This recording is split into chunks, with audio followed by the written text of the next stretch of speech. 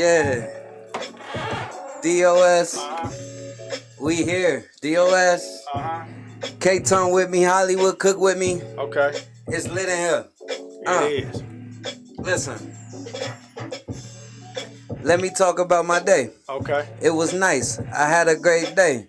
Made a lot of money. Shit, I would say. But I'ma make more tomorrow and the next day. Hey. They call me SQUIZZY Taylor, okay? Yeah. Okay. I'm a young goat.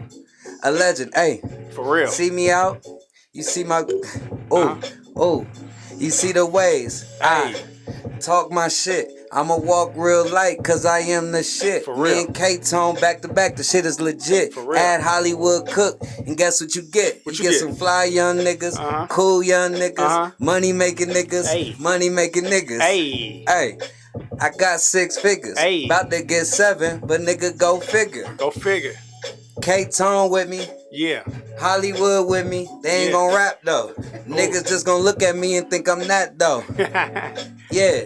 I ain't fat though. I'm in the gym 3 times a week. Shout out my trainer. Bitch, I'm getting geeked up. Ooh. Steeked up. Real up. Yeah. I did arms today, so I'm geeked up. Hey. You geeked up. If I was a girl, I'd be flaked up.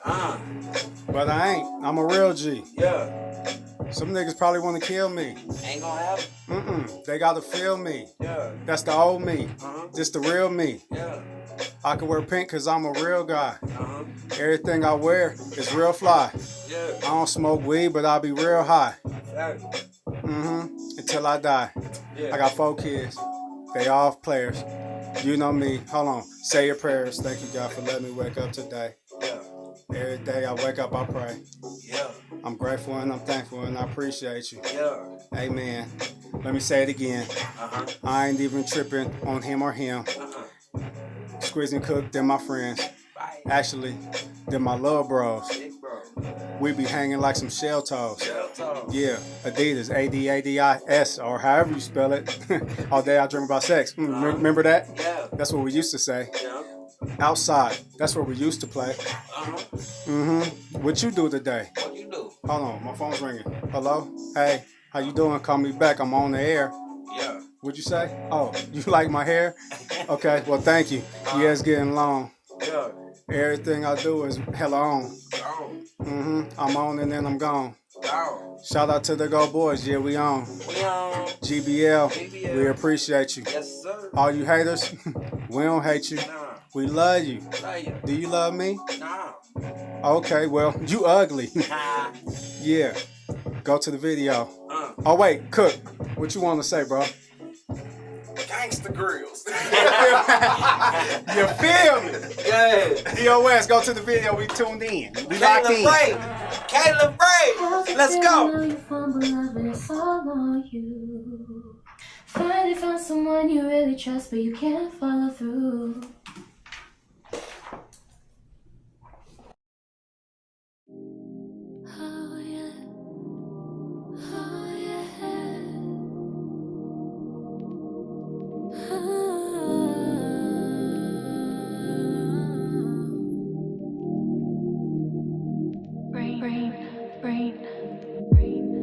How's it feel to know you fumble love and it's all on you? Yeah. Finally found someone you really trust, but you can't follow through. Are you out of your mind? You must be blind. All of this time you let it pass you. Me by your side, to die or right. And now my heart cold as a statue. That's true. Can't believe that you lost me. Oh, wait.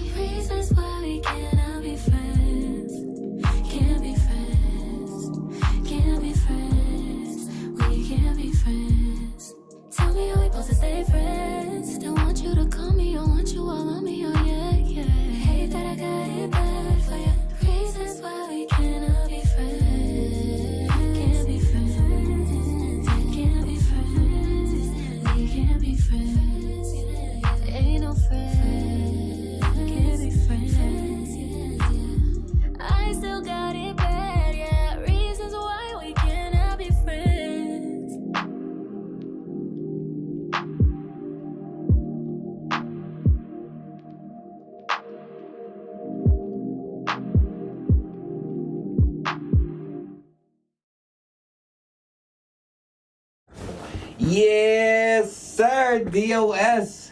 We are here. We are back. Episode 9. Yeah. This that one. This that Rondo episode. This that Nick Van Exel. They were all the great number 9s. You feel what I'm saying? Episode 9. This is it.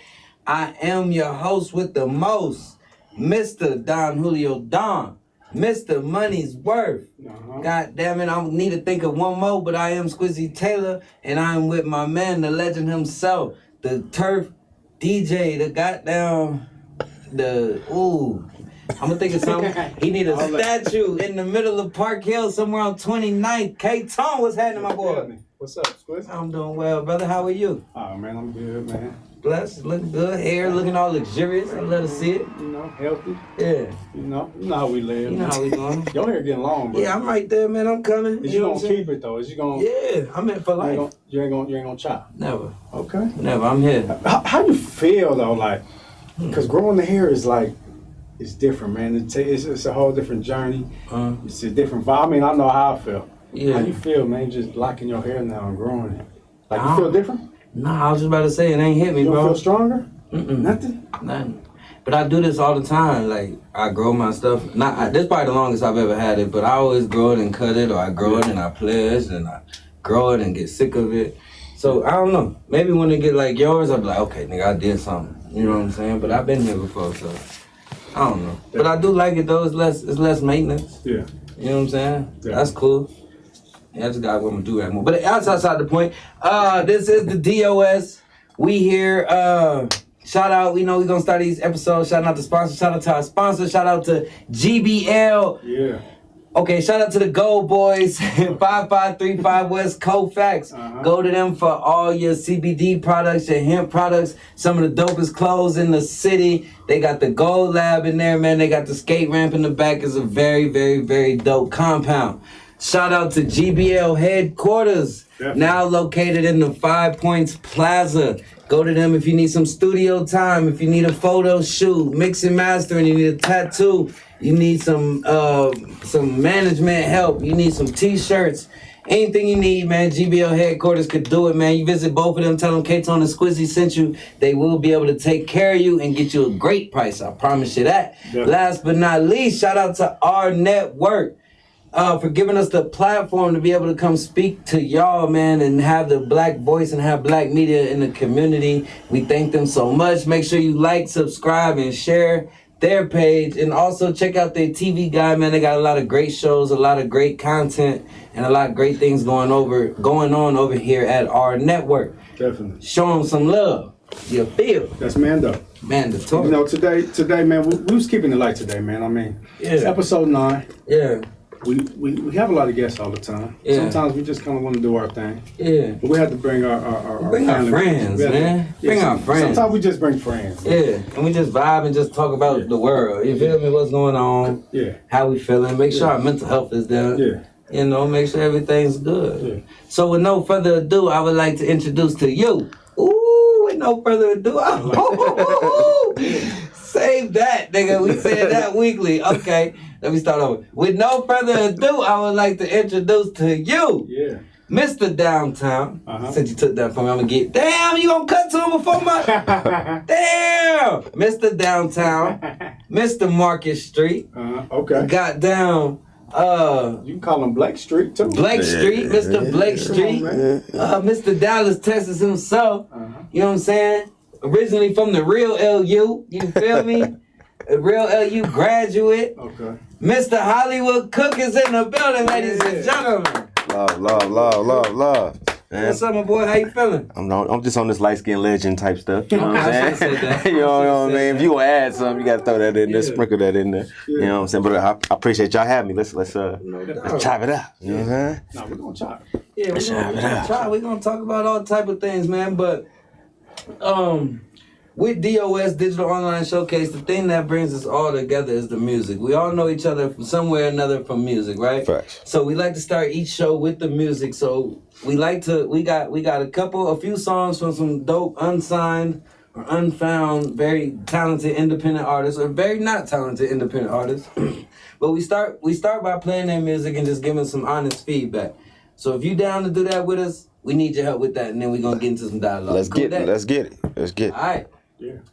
Artists, if you are interested in getting your music played on the Digital Online Showcase show, you email us at digitalonlineshowcase@gmail.com along with the $10 cash app to Squizzy Taylor. If you want your video played like the beautiful Kayla Ray video we just happened to see, and shout out to her, that's an amazing new record she got called Reasons, you send a $20 cash app and we'll play your video and review it as well. Definitely. You need. So if you are on here listening to my voice, please like, subscribe, and share this, share and comment this, because your opinion means a lot to us as well. So we want your opinion on this music as well. K-Tone, let's get it going, bro. Let's go. So the first song of the day, artist called Wham. Wham! This artist is called Wham. And this is... Song is called Bad Days. Let's do it. Wham, Bad Days. Yeah.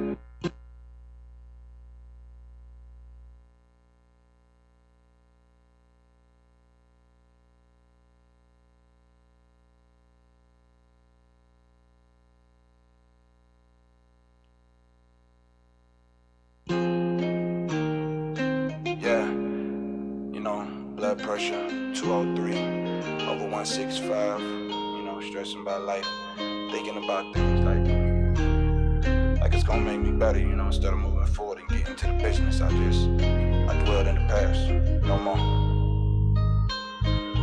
Bad days, waking up to hard times and bad days, and the ones that say they love me give me headaches. I feel I ain't thinking in the right headspace. No. Dead weight.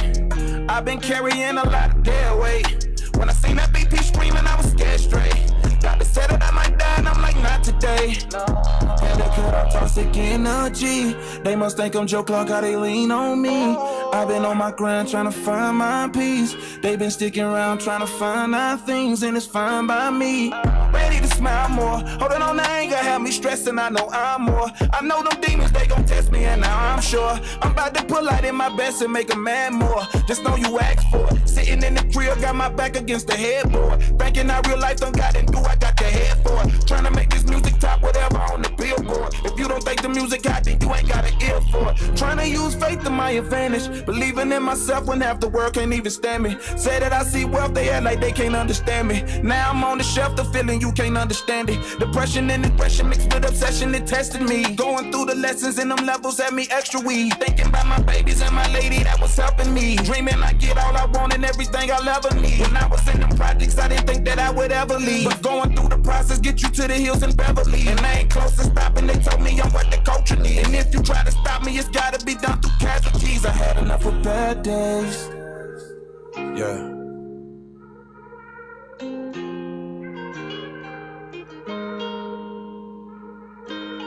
Bad days, waking up to hard times and bad days, and the ones that say they love me give me headaches. I feel I ain't thinking in the right headspace.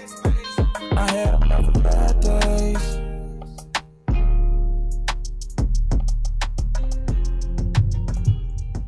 That song is called Wham!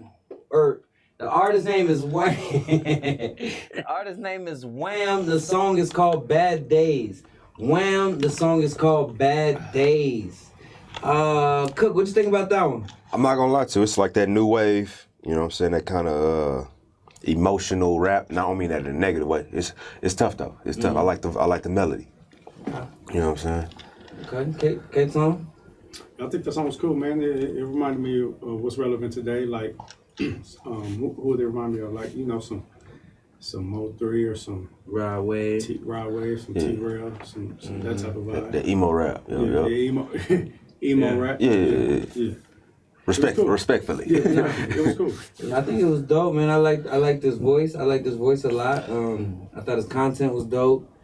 It's playlist music. Yeah, it sounds like playlist music that go crazy on Spotify. Mm-hmm. I think his goal should be playlist for sure, more than anything, more than the club, more than anything. You need to be on the playlist because it's thoughtful music and it's when you're riding or when you by yourself type of music. You know what I'm saying? So if I was him, I'm putting all my marketing dollars into getting on them Spotify, them Apple playlists and stuff like that, and finding ways that the Rod Waves, the T-Rail, Mo3, RP, was getting their outlets. You know what I'm saying? Doing that type of stuff. Cause it's working. It's definitely the time. It's the time for that type of rap. So capitalize on it. Stick with that. Definitely working. And everybody has bad days, so it's real relatable to a lot of people. You know, I don't really have bad days, but a lot of people have bad days. You know what I'm saying? So don't have no bad day. Nah.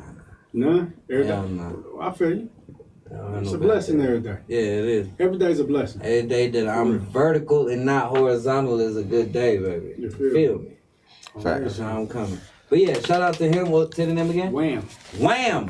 Wham. That record was called Bad Days. Wham. Bad Days. All right. So, right with it. This next one. I actually don't know your name, brother. I don't know. I'm going to just say Kenny. Okay. Kenny sent the email. Okay. The song is called Solo. Solo. Let's get into it. Share the live, too. If y'all on here, share the live. I don't care if it's 10 of us, 7 of us, 17. Share the live for us one time. Yeah. DOS Digital Line Showcase. This song is Solo. Let's go. What I gotta do to reach my goals when they don't seem so close. Enemies seem even closer when I need my team the most. Overlook the hatred in their eyes, they get exposed. Supposed to be road dogs, supposed to be bros. Stranded in the darkness, I'm down the cold. And now cast alone like Casper the Ghost. Chose to go solo, could hold my own and go dolo. I could ride the waves on my rowboat, as long as I know that it's gon' float.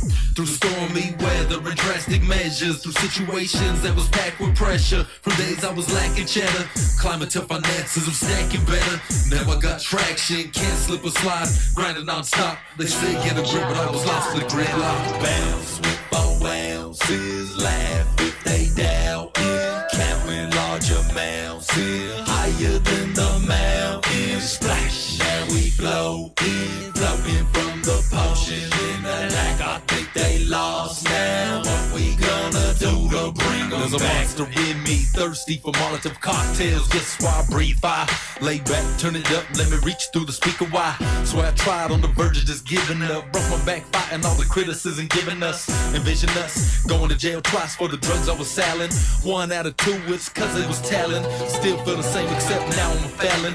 Guess I gotta make $1 million rapping if I can relate to Black, Latino, Asian, and Anglo-Saxon. Gotta get back to the beach, relaxing. Make my own commercial for Corona. Leave them bleeding love like Leona. Why fantasize, just become the owner. My bad habits paid off. Decided to get rich while these busters got laid off. Bounce with 4 ounces, laugh if they doubt it. Counting large amounts here, higher than the mountain. Splash, now we floating, floating from the potion in the lack. I think they lost now. What we gonna do to bring them back?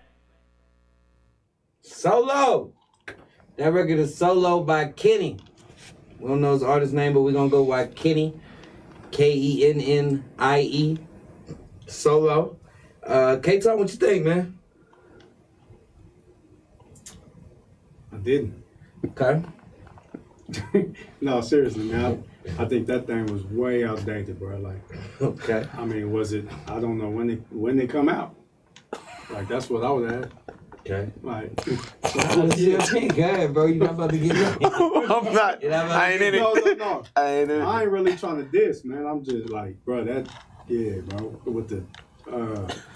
With the old school vocal voice box. Yeah, bro. Mm-hmm. Like you live, like how you was pop like that's it sounded like something from the 80s. Okay. But I really wasn't feeling the rap either. Like it was just 80s rap too. Depends on what kind of vibe you're going for. I mean, I'm sure it's a lane for it. You know, I'm sure some older people might feel it, but it wasn't. It wasn't. You can't bring that back? No, you can't. Can't do like The Weeknd trying to do it, bring that 80s back? Maybe if the rap was hidden a little more, maybe. Yeah. I don't know. Maybe let me see a video and kind of see what you. Ain't gonna be that bitch. You see what you doing on the video. Cook, what you think, brother? There's a lot of room for growth. You know what I'm saying? I'm gonna start with that. I'm assuming he may be Hispanic. Mm-hmm. You know what I'm saying? Or from that side of town or demographic or whatever. I would say it maybe have to me a better chance of growth if he rapped in Spanish on it. Maybe if I heard a different language on it. I've heard some stuff from like like Bad Bunny in the 78 BPMs or whatever. And it's different from his 90 BPMs type stuff. You know what I'm saying? And I think that if he would like maybe talk some Spanish, I could see it in a realm as far as Hispanic type, because they like that old school, you know what I'm saying, boom bop, whatever. But seeing that it was in English, it was a little tough, you know what I'm saying? It was a little, like I said, a little dated or whatever, but I feel, I don't ever like eliminate nothing or whatever. I say keep playing with it. It's just not a finished product. It ain't a finished product yet. He in the beginning stages of trying some stuff, so keep trying. You know what I'm saying? So I said I want to kind of see the video. Let me see your vision. Yeah. If it was a old, like if that's your vision. Yeah. I like different stuff. I like that he was about to sound like everything else we made here today or whatever. I just think that keep tweaking it or whatever, because I feel like I've heard that 20 years ago. You know what I'm saying? So you got to bring that modernness to it if you're going to have some retroness with it. You know what I'm saying? No, that's great feedback, man. I think, I agree with both of y'all, man. I think there might be a lane, though. Because people are still out here breakdancing, and it's a community for that type of community.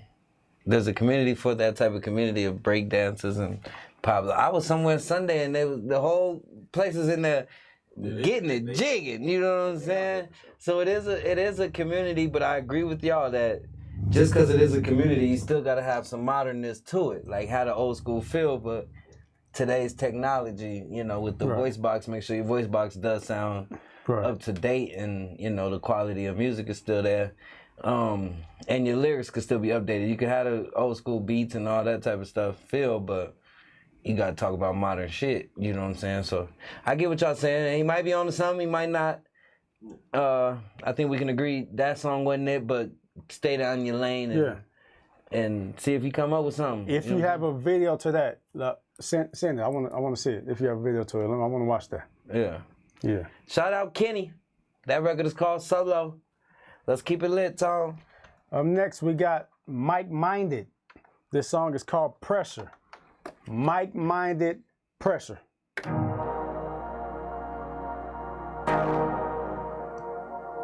JL. Oh yeah.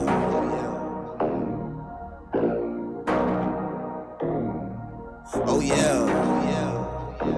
When this song come on, gon' drop them panic to the floor. Hit the bed, hope you ready for the show. I'ma cut the lights off, we gon' turn the phones off. I'm about to make you moan. I'm about to make you moan. I'm about to make you moan. Girl, I'm about to make you moan. Girl, I'm about to make you moan. Girl, you know it's on. Take off. Oh yeah. Girl, I'm about to make. Girl, let me see your freaky side. Show me what you're about and let me see your ass ride. I beat it up from the front, back, and side to side. I put that wood to her ass so good I made her cry. We fucked about 5 times, I ain't even tired. I fucked the ass so hard I'm about to break her fucking side. I can see your ass ain't about wasting no fucking time. Cause when we switch sides, you got on top and made it grind. Yeah, shawty, go ahead and lose your mind with it. The way she rolled the dick, I knew she wasn't pro with it. She up on top of me and doing all types of tricks. Goddamn, shawty, I can see about your business. And all, shawty, you ain't gotta tell your friends this. I beat the Gucci good, now I got you fiending. When you go to sleep, I got your ass dreaming. And when you get the dick, I had your ass teasing. When it's time to go, you're mad that I'm leaving. I'll be back again, shawty, please believe me. Matter of fact, hit me up tomorrow evening. We got some trees, so you know we gon' be leaning. I done beat you hard, I hope you ain't bleeding. I know you're tired, go to bed, do some sleeping. While you're at it, might as well do some thinking. I gotta go, shawty, cause right now I'm creeping. When this song come on, gon' drop them panties to the floor. Hit the bed, hope you're ready for the show. I'ma cut the lights off, we gon' turn the phones off. I'm about to make you moan. I'm about to make you moan. I'm about to make you moan. Girl, I'm about to make you moan. About to make you moan. About to make you moan.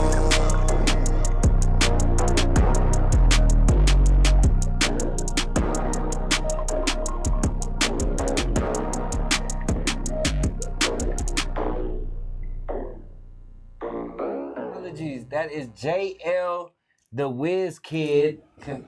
JL the Whiz Kid, Make You Moan. JL the Whiz Kid, Make You Moan. Our apologies, JL. My bad, JL, and my bad, Mike Minded. But my apologies. Yeah. JL the Whiz Kid, Make You Moan. Yeah. Who I start with last time? Cook, what you think about that one? To be honest, it got some potential. I will say I'll probably go back in and I don't dislike the verses, but like I would touch that back up just a little bit because it has potential. And two, I hear a girl on the track potentially. You know what I'm saying? Like I said, I'm not watching the track or whatever, but I just think there needs some little pieces in order to touch something up that's that catchy. It's like a real catchy record. You know, so whether you like it or you don't like it, we're gonna remember.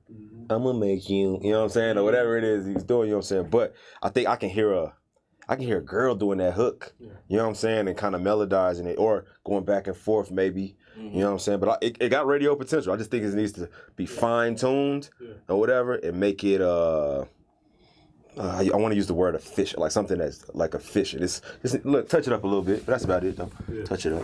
You know, K-Tone. Yeah, I agree. I actually like that. I like it. I like the melody of the hook. Like I can sing to it. It's still in my head right now. You know what I'm saying? Make you moan. I'm about to make you moan. You know what I mean? Yeah. So I mean, I'm digging it from that aspect. I think that the rap was okay. I like this delivery. I could hear it. I would actually probably put the chick on there, man, if you can. I mean, it got to be somebody kind of hard though that can kind of ride that beat. So if it's not done, you know, consider that JL the Wiz Kid. But I like it. Yeah. I think I would like the song more. All he needed to do is cut them verses down from 16s to 12s or something like that. Get back to your hook. And get out of the goddamn song. Like if that song, I don't know how long it was. It was 4:04. It was 4 minutes. It should be 2:30. Yeah. If he cut them hooks, I mean the verses in half. If they 16s, if they was 8 to 12s, you would have got out of there way faster. Especially with a repetitive song like that. You can't stick them for too long. You feel what I'm saying? You got to get in and out. So, and I think the song would have been. We would have had all positive feedback. If that song was 2 minutes and 30 seconds. You feel what I'm saying? And that's not saying your verses was bad, but if they were shorter, they would have been more effective. It would have been more efficient. It would have did what it was supposed to do. hear the hook. Yeah, you want to hear the hook. And it's like a radio type of record. So those radio records, the hook is what sells. You feel what I'm saying? That's what people want to hear. You feel what I'm saying? And I think the verses just dragged on too long to get back to the hook. You feel what I'm saying? So that would be my advice, but I do think it was very catchy. I think it sounded cool. I liked it. Adam Britt, yeah, let me read some comments. What's up, TJ? I know. All right, producer BOS said the beat. BSO. Producer BSO, the beat's fire, but it's so repetitive. TJ checked in. Definitely could have used the R&B singer on that hook. 12 bars and add a bridge. It sounded like 32 bars each. Yeah, the verses were just long. Cut them down. Shout out producer BSO, TJ. If you are on here, man, leave your comments, get some feedback, man. Let us know what you think. That was JL the Wiz Kid, Make You Moan. Appreciate that, JL. I think that's the best record you sent in so far. I like where you trending. I like where you headed, brother. That's one. You could do something with that, bro. I think if it's out, you know, it's out. But if not, some what is it called when you some post production work on that record could make it really something that could, you know, make you some money or make some shit happen for you. Yeah. So yeah. Shout out JL the Wiz Kid, Make You Moan. Yeah. Up next, we have Mike Minded. Mike Minded, this record is called Pressure. Mike Minded, Pressure.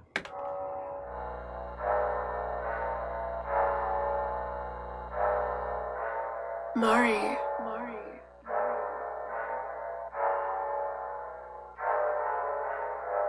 No, I don't politic. No, I don't got time for the discussion. That's your bitch. She like the way that my wrist be bussin'. No, that ain't walk. Stop but a cap, yeah, you know that's tussin'. I need 100. Said fuck it, how can I go for nothing? No, I don't politic. No, I don't got time for the discussion. That's your bitch. She like the way that my wrist be bussin'. No, that ain't walk. Stop but a cap, yeah, you know that's tussin'. I need 100. Said fuck it, how can I go for nothing? Pull up and hop out the Lambo. Count them hundreds, I can't go. My bitch bad and she get a bag. Hope pussy sweet like a mango. She like the Glock with a dick. I'm finna lay it down, give it a stendo. She like the way I get rich. I'm in this bitch going crazy like Rambo. Ball so hard, I feel like Julio Jones make a play in the end zone. Bad bitch, she wanna fuck, but I'ma keep her in the friend zone. I'm on pressure, watch how I'm stepping. I'm finna up the tempo. I'm on pressure, watch how I'm stepping. I'm finna up the tempo. No, I don't politic. No, I don't got time for the discussion. That's your bitch. She like the way that my wrist be bussin'. No, that ain't walk. Stop but a cap, yeah, you know that's tussin'. I need 100. Said fuck it, how can I go for nothing? No, I don't politic. No, I don't got time for the discussion. That's your bitch. She like the way that my wrist be bussin'. No, that ain't walk. Stop but a cap, yeah, you know that's tussin'. I need 100. Said fuck it, how can I go for nothing? Shorty a groupie. She wanna take a pic flex for the gram. My life a movie. Watch how I run it up, count them bands. My bitch in Gucci. She throw it back and she doing no hands. I feel like Lucci. Every day lit, wake up in the Benz. I just want blue cheese. Fuck, I look like tryna make new friends. I need a bitch like Rennie Rucci. Shorty think she a 10. I'm in the mall with your bitch. She tryna ask how much I'ma spend. We been did that, y'all ain't real. Y'all just following trends. No, I don't politic. No, I don't got time for the discussion. That's your bitch. She like the way that my wrist be bussin'. No, that ain't walk. Stop with a cat, yeah, you know that's tussin'. I need 100. Said fuck it, how can I go for nothing? No, I don't politic. No, I don't got time for the discussion. That's your bitch. She like the way that my wrist be bussin'. No, that ain't walk. Stop with a cat, yeah, you know that's tussin'. I need 100. Said fuck it, how can I go for nothing?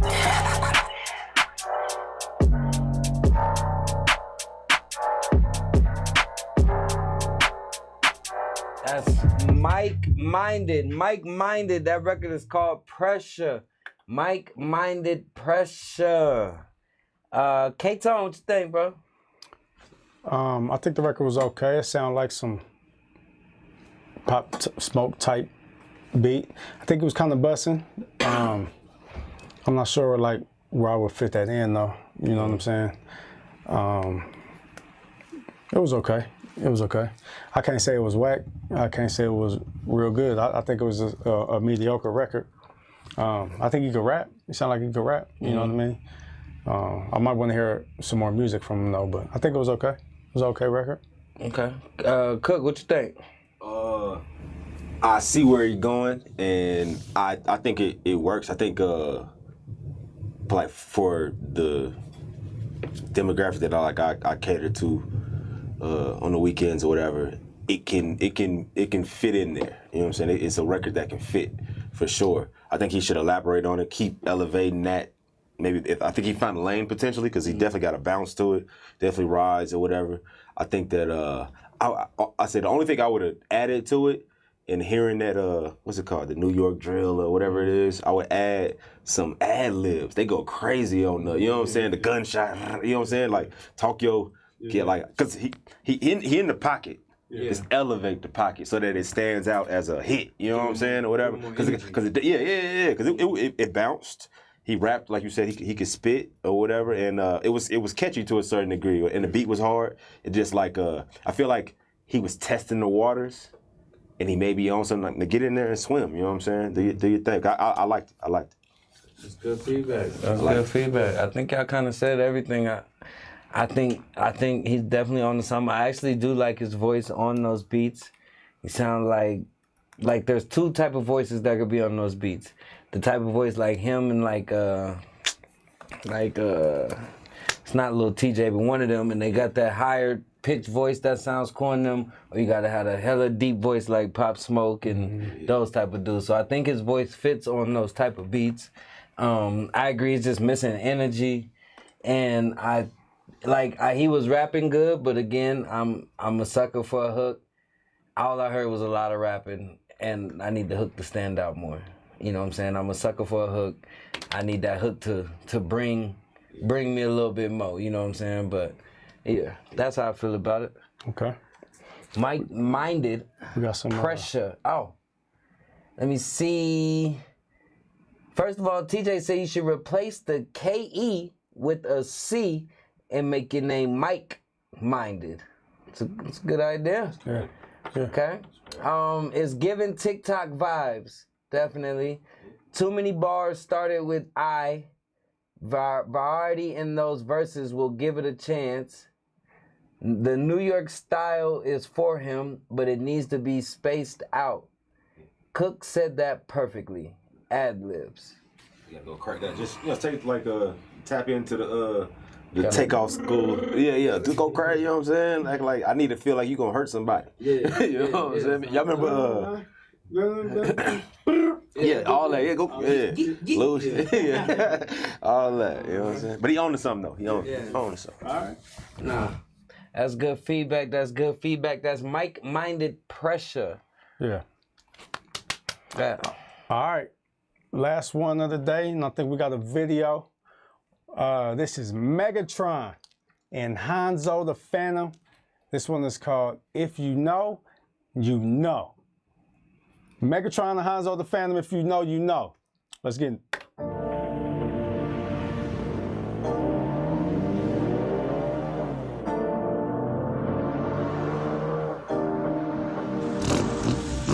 Flying with the top down, one up on them niggas. Mine on the mill, you know what's up with me, nigga, Yeah.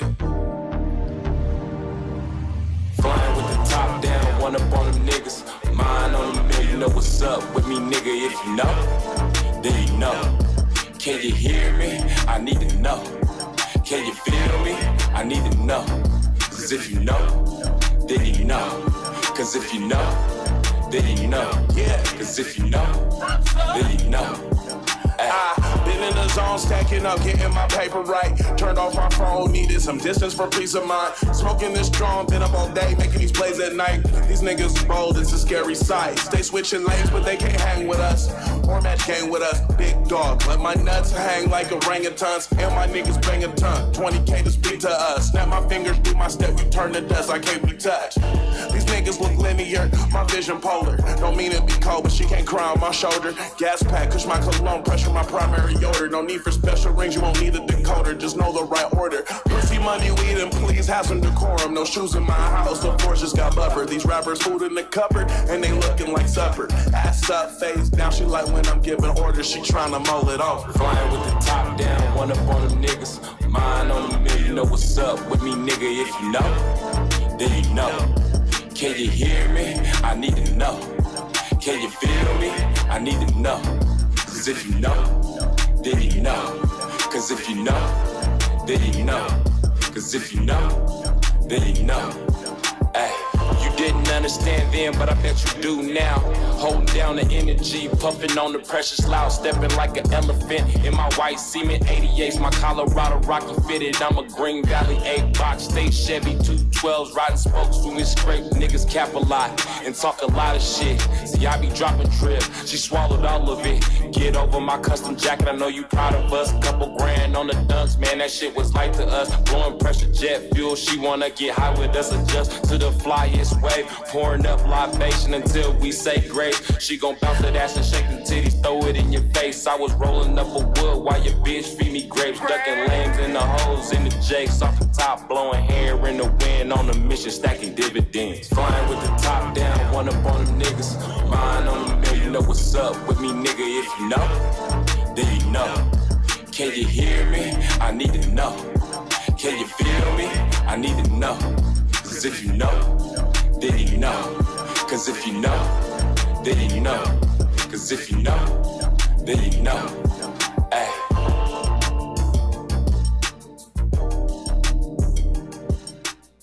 All right, look, that's Megatron and Hanzo the Phantom. If you know, then you know, but I think we had the wrong version of that. Oh. I think we had the wrong version of that. It's very similar though. We're gonna get the right version. We're gonna get the right version, but y'all gotta get us the right version, man. Y'all send a couple of different versions and we get confused. You know what I mean? So this ain't the final. Well, I'm confused. Let us know, Megatron. Yeah. Megatron and Hanzo. I think it's if that's not the real version, it's very similar though. Maybe we just don't know. Cause if you know, Yeah. Maybe we don't know. We just don't know. We just don't know. We don't know what's going on. Let us know. Yeah. All right. Cook, what you think about that one? That's like in that Larry June pocket. It ain't really my cup of tea personally, but my evaluation of it. I ain't gonna lie to you, the verses was solid. It was right. You know what I'm saying? I gotta get in tune with the hook or whatever. But that, like I said, that ain't really my cup of tea or whatever. But like as far as the verses, it gave me cushion orange juice. You know what I'm saying? I was like, y'all ride. I can't complain. I don't think I can give you a good enough critique as far as the song because I'm not in that pocket. But as far as y'all's bars and how y'all rode that beat or whatever, A1 to me. You know what I'm saying? A1. So somebody who listens to Larry June day in and day out, goes to sleep and wakes up to that type of music, that P music. Do you have a name for that? Is there a name for this genre? Is it just P? I don't know, 'cause I don't know. It should just be some P music. Because Snoop and them had G-Funk. Yeah. I don't know. Some P music. I don't know. P-ology. Yeah, something like that. Whatever. But K-Tone, what you think about that one? Yeah. I mean, I like it. From off top, when the beat came in, the beat was riding. I like the beat. And the flow is something I could probably ride to, for real. But I gotta get the right version, man. Now I want to hear the video, because they got the video and everything. You in the video too? I'm in the video? You in the video? How the hell I'm in the video? We're in the video. Oh, no, I ain't signed off on that, man. Yeah. I'm in the video? You're in the video. We gotta sign off on that, don't we? Sign off on it? Yeah. But, I like the video too. I think the video, just brings more flavor to it. You know what I'm saying? And you can kind of feel it a little more. But now I want to hear the real version. But I like it though. Like I said, the beat was riding for sure. I think the hook was simple enough to remember. You know what I mean? Just like, because when it came out, what'd you say? If you know, then you know. You know. Yeah. You know what I mean? So, I like that about it. Yeah. Right? No, I think it was cool. I want to see the video now. You know what I'm saying? Like, let me see the vibes of the video. Let me see what he's going for. Definitely, like Cook said, good cushion orange juice. I see the Dom Kennedy. I see the Larry June. The vibes, the P type music. Yeah. Like Cook said, the verses was cool with me. I like the second verse a lot. I like the second verse way more than I like the first verse. But a lot of artists do that. The second verse is where they really try to get in their bag for some reason. I think it's because they already have the content of the song and all that done. Now, second verse, I'm just about to rap. I just got to put another verse on here, so now I'm just about to rap. Because I think the second verse is way, way hard. I fuck with the second verse a lot. Yeah, that's what I got to say. I don't know. Okay. I want to see that video, though, that I'm in. Okay. I do want to see that. Let me read some comments. The mix is poor, but it's smacking still. Fire emoji, fire emoji, fire emoji. The hook is a dub. Just mix. I'm working on the mix. I think that was the wrong version. So yeah, let's not blame. Okay, let's not blame that. Let's blame that. Damn. The hook is too simple for me. Mixtape vibes. Megatron's on here, said play it from the video. We'll try to get it back on here soon. Yeah, that's what it say. Yes, I need that check. Need that check. Permission for my likeness. Yes, that is important. At least I should see it. What if I'm looking crazy and that motherfucker? You know what I'm saying? Nah, it was cool. It was Juneteenth. But it don't matter. You can't. Feel you. Yeah. Well, tell Megatron. We'll talk about it. On here. Yeah. Megatron. Squizzy said, holla at him, man. Yeah. Send it to me like, yo, I got you in this video, bro. I just, But yeah, that's my guy. That's a good guy. I like Megatron. But come on, man. Yeah. You know what I mean? For sure. But yeah, shout out to that. That's if you know, you know. Megatron and Hanzo the Phantom. The Phantom. Hanzo the Phantom, Megatron, if you know, you know. Yeah. All right. Video. Is that? Oh, we do got a video. Yeah. We do got a video. We gonna end and then come back to discussion with this brand new video. FBP Mo and 100 Pack Savvy. It's one of their new records. This one's called Lay Low. Right now, live on the DOS. Yeah. Your fields. Oh yeah, Chris.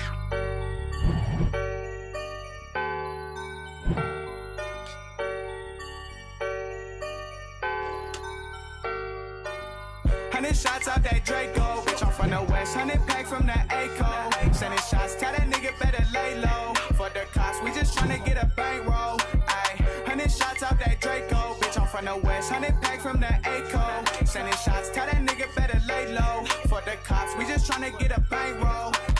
For the cops, I been grinding, tryna maintain. I can't pull up to my hood if I ain't got my flame. Big ass block riding with me when I'm in the lanes. All these niggas played out, swear that shit lame. Get the fuck out my business. Fat ass niggas always looking for a witness. You know it's for the ops, nigga. I ain't never tripping. We gon' slide down they block with a big ass 50. Try to run up on me, nigga, I'ma let it blast. Brody say he got the drop, so we on his ass. I ain't worried about no nigga, I be count cash. 12 try to pull me over, I'ma do the dash. These niggas ain't making sense. Worry about a dollar while you worry about a bitch. I'm clutching on this 40 even when I take a shit. Got the stock on me now and my brother got the stick.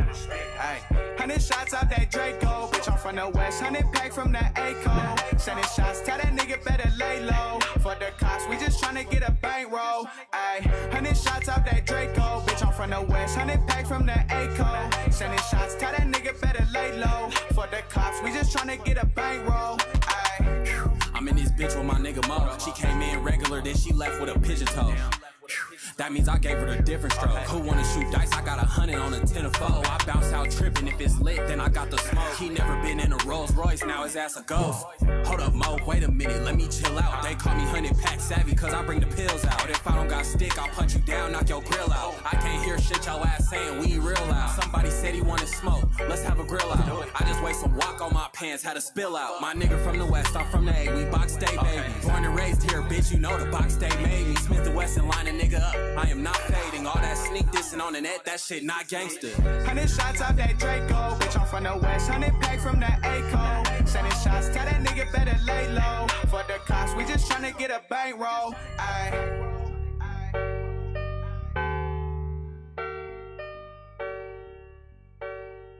Yes, sir. FBP Mo and 100 Pack Savvy. That record is called Lay Low. That's just a banger. Yeah. And we wanted to give y'all real quick. Yeah. Just something hard. You feel me? Yeah. Savvy been going hard. Yeah. Savvy been going hard for a minute. I really like what Savvy got going on. Definitely. I need to text him and Polo, man. They said some stuff, man. I ain't like what they said on something I seen on the internet. About the A&Rs and we ain't got nobody from Denver. Yeah. And that's not a true statement. That's definitely not true. But you know, a lot of niggas just don't know, man. And if you don't know, that does not mean it don't exist. Yeah, I'm gonna reach out to them, though. But and you know what I was talking about? What I was actually talking about yesterday in the gym. Mm-hmm. True story. We was playing CAC on the playlist, man. And I said, man, we should really create, not necessarily a class, but like a class that teaches you, you know, like a lot of the Colorado history, music history.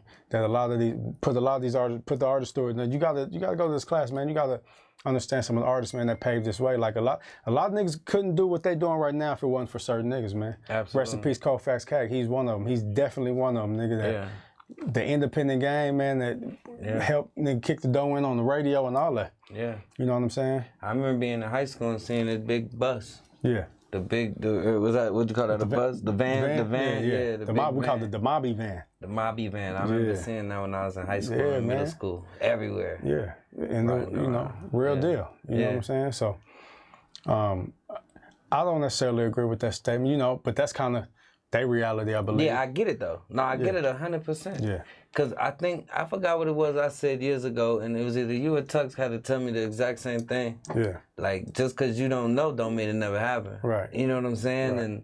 Right.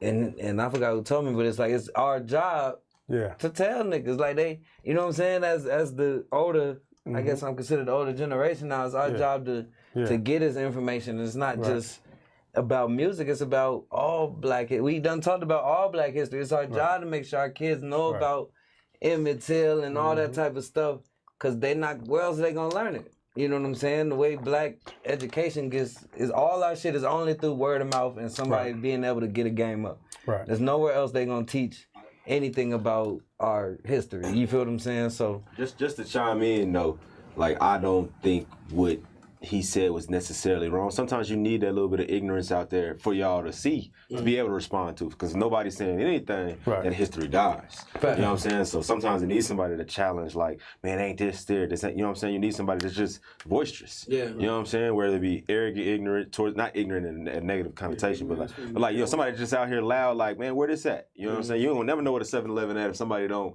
ask the question. You know what I'm saying? So it's good that he's one of the artists that even got the traction to come across y'all's line of sight. You know what I'm saying? So I commend people that's willing to just speak loudly and start the conversation. Exactly. The cool thing about it was, like you said, you didn't like it, but he didn't. I like how he said it wasn't disrespectful. He didn't say it disrespectful. It wasn't disrespectful. He just, you know, they just didn't know. But that's what made me think too. Like, man, maybe you should start something like that. Do a class. Do a seminar. You know what I'm saying? Yeah. Something that just Colorado history. It ain't got to take long because, you know, people's attention span is short nowadays. And also, secondly, if everybody knew everything, there'd be nothing for y'all to do. Right. You know what I'm saying? So you need those young bucks that's coming up or whatever, so y'all can, you know, have something to give. Otherwise, it's just a, you know what I'm saying? It's LA where it's a you throwing a rock into a pond. You know what I'm saying? So. Nah, but they definitely on the right path. Yeah. Shout out to 100 Pack. Shout out to Polo, man, two of the hottest in the city. I hear more about them than anybody, man, and it's crazy that I'm at the damn age where parents are asking me like, yo, who is 100 Pack Savvy? Why is my kid won't stop playing 100 Pack Savvy? Who is this? You know him? Yeah. I'm like, yeah, that's dope as hell. You know what I'm saying? He turned up, you know what I'm saying? And I love it. Yeah. And he got some hard videos. I love what they doing, and they just good people, man. He consistent, man. Yeah. He's consistent, man. He going viral right now. Shout out 100 Pack. Yeah. On Instagram. He going viral. Oh, is he? Yeah, he just put a freestyle up. It's going crazy. Okay. Oh, okay. I need to check that out. Y'all consider like Denver West Coast based, right? Mm-hmm. So when I see that, I like artists that embrace that. You know what I'm saying? He embraces his West Coasters. You know what I'm saying? Like there's a reason down south stuff works for down south people. You know what I'm saying? That's what they embraced in. So every time I see somebody do some West Coast, like even like reverting back to a Trev, every time Trev did some West Coast stuff, those were my favorite songs. Mm-hmm. I could tell it was like you know what I'm saying? So he got the bounce, he got the bars for it and everything. It's natural. So I love savvy stuff, man. Yeah. Real talk. Mm-hmm. Shout out to him. The shoes Cook have on them is the Travis Scotts, not the Mochas. Come on, man, we're getting money over here on the side. Different. Yeah, man, the bag different, man. Okay. Yeah, they was asking about the kicks. The bag a little different, man. Just a little bit. Them ain't the $195 to $200 sneaks. Matter of fact, I ain't making no money. I ain't bringing it. I mean, if they ask, you're not broke. You're not broke. Nah, you ain't broke. We're not allowed to say broke. K-Tone doesn't like that. Well, I am financially okay. All right. IRS out here, we ain't making no statements like that. Yeah, you just ain't got it right now. Yeah, you know what I'm saying? It ain't cracking like that right now. Come after me. You know what I'm saying? I ain't got nothing for you, man. Yeah. But we do have Hollywood Cook in the building this evening on the DOS. For those of you, Cook, within less than a minute, for those who may not know Hollywood Cook and what you got going on, give them a quick bio of who you are and what you represent and what you got going on. Yeah. So, I'm Hollywood Cook, man. Just Cook mainly. I got the name from Denver. They kind of called me that because I'm one of the introverts, the quiet people in the city or whatever. And they took that as me being Hollywood. But I'm cool. I mind my business. You know what I'm saying? I get to my money, my checks or whatever. Outside of that, I'm from Dallas, Texas. I came out here about 8 years ago. If anything, I just show the city love and mind my business. That's why I've been kind of respected the way I am. You know, I tap into anybody that deserves that respect. If not, I just mind my business. I don't got no hate or even extra love for anybody else. It's just I do me. You know what I'm saying? As anybody should. You know what I'm saying? I get my money and take it to the crib. But outside of that, I love Denver. You know what I'm saying? Anytime I see, anybody got something negative to say about it, whether it be a female towards Denver dudes or a dude towards Denver female, Denver's amazing. You know what I'm saying? Y'all, until you've lived elsewhere and seen the prejudice or the how hard it is to network or how, you know what I'm saying? Like, you'll embrace how amazing Denver is. Real talk, you know what I'm saying, and it's growing. You know what I'm saying. Thanks to these brothers and a lot of everybody else that's contributing. But like I said, I've made Denver a home. You know what I'm saying. They've accepted me. I love it. You know what I'm saying. 100.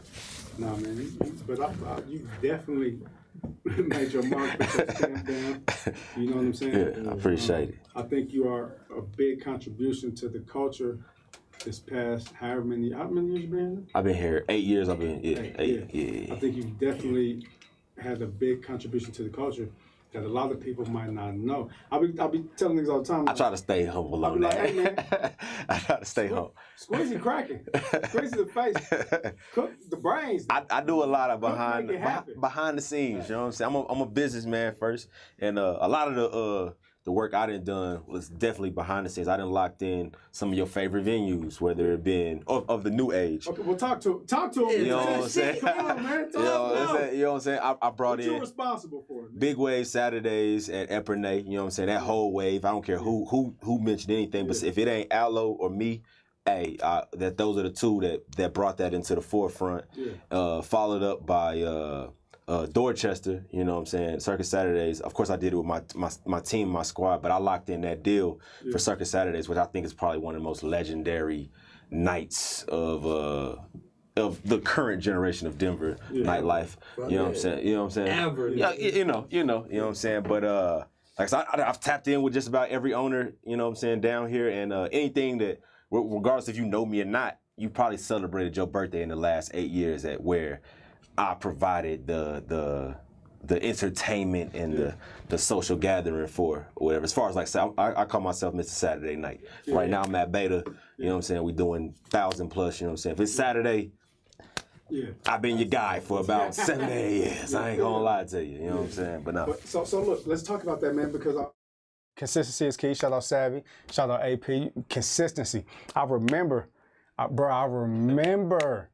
when you was passing out flyers for AHRR, nigga, trying to build a Saturday. Wasn't nobody fooling with AHRR. Didn't nobody even go to AHRR. Yeah, it was bro. You know what I'm saying? 10 people. Nobody knew what you had flyers, nigga, going out. Nigga, I remember. I'm old, you know what I'm saying? I'm young, but I came from when I originally started doing parties in college and stuff like that. Was from we didn't have phones was literally just for texting. You know what I'm saying? We had to get on the grind, pass out 1,000 flyers. I got a rule for every 1,000, only 100 people coming. You know what I'm saying? So I'm trying to get to 10K flyers out here so we can, you know what I'm saying, do X, Y, and Z. But tell the people, talk a little bit about that grind and first of all, how you even have that mentality, where that mentality come from, and coming up.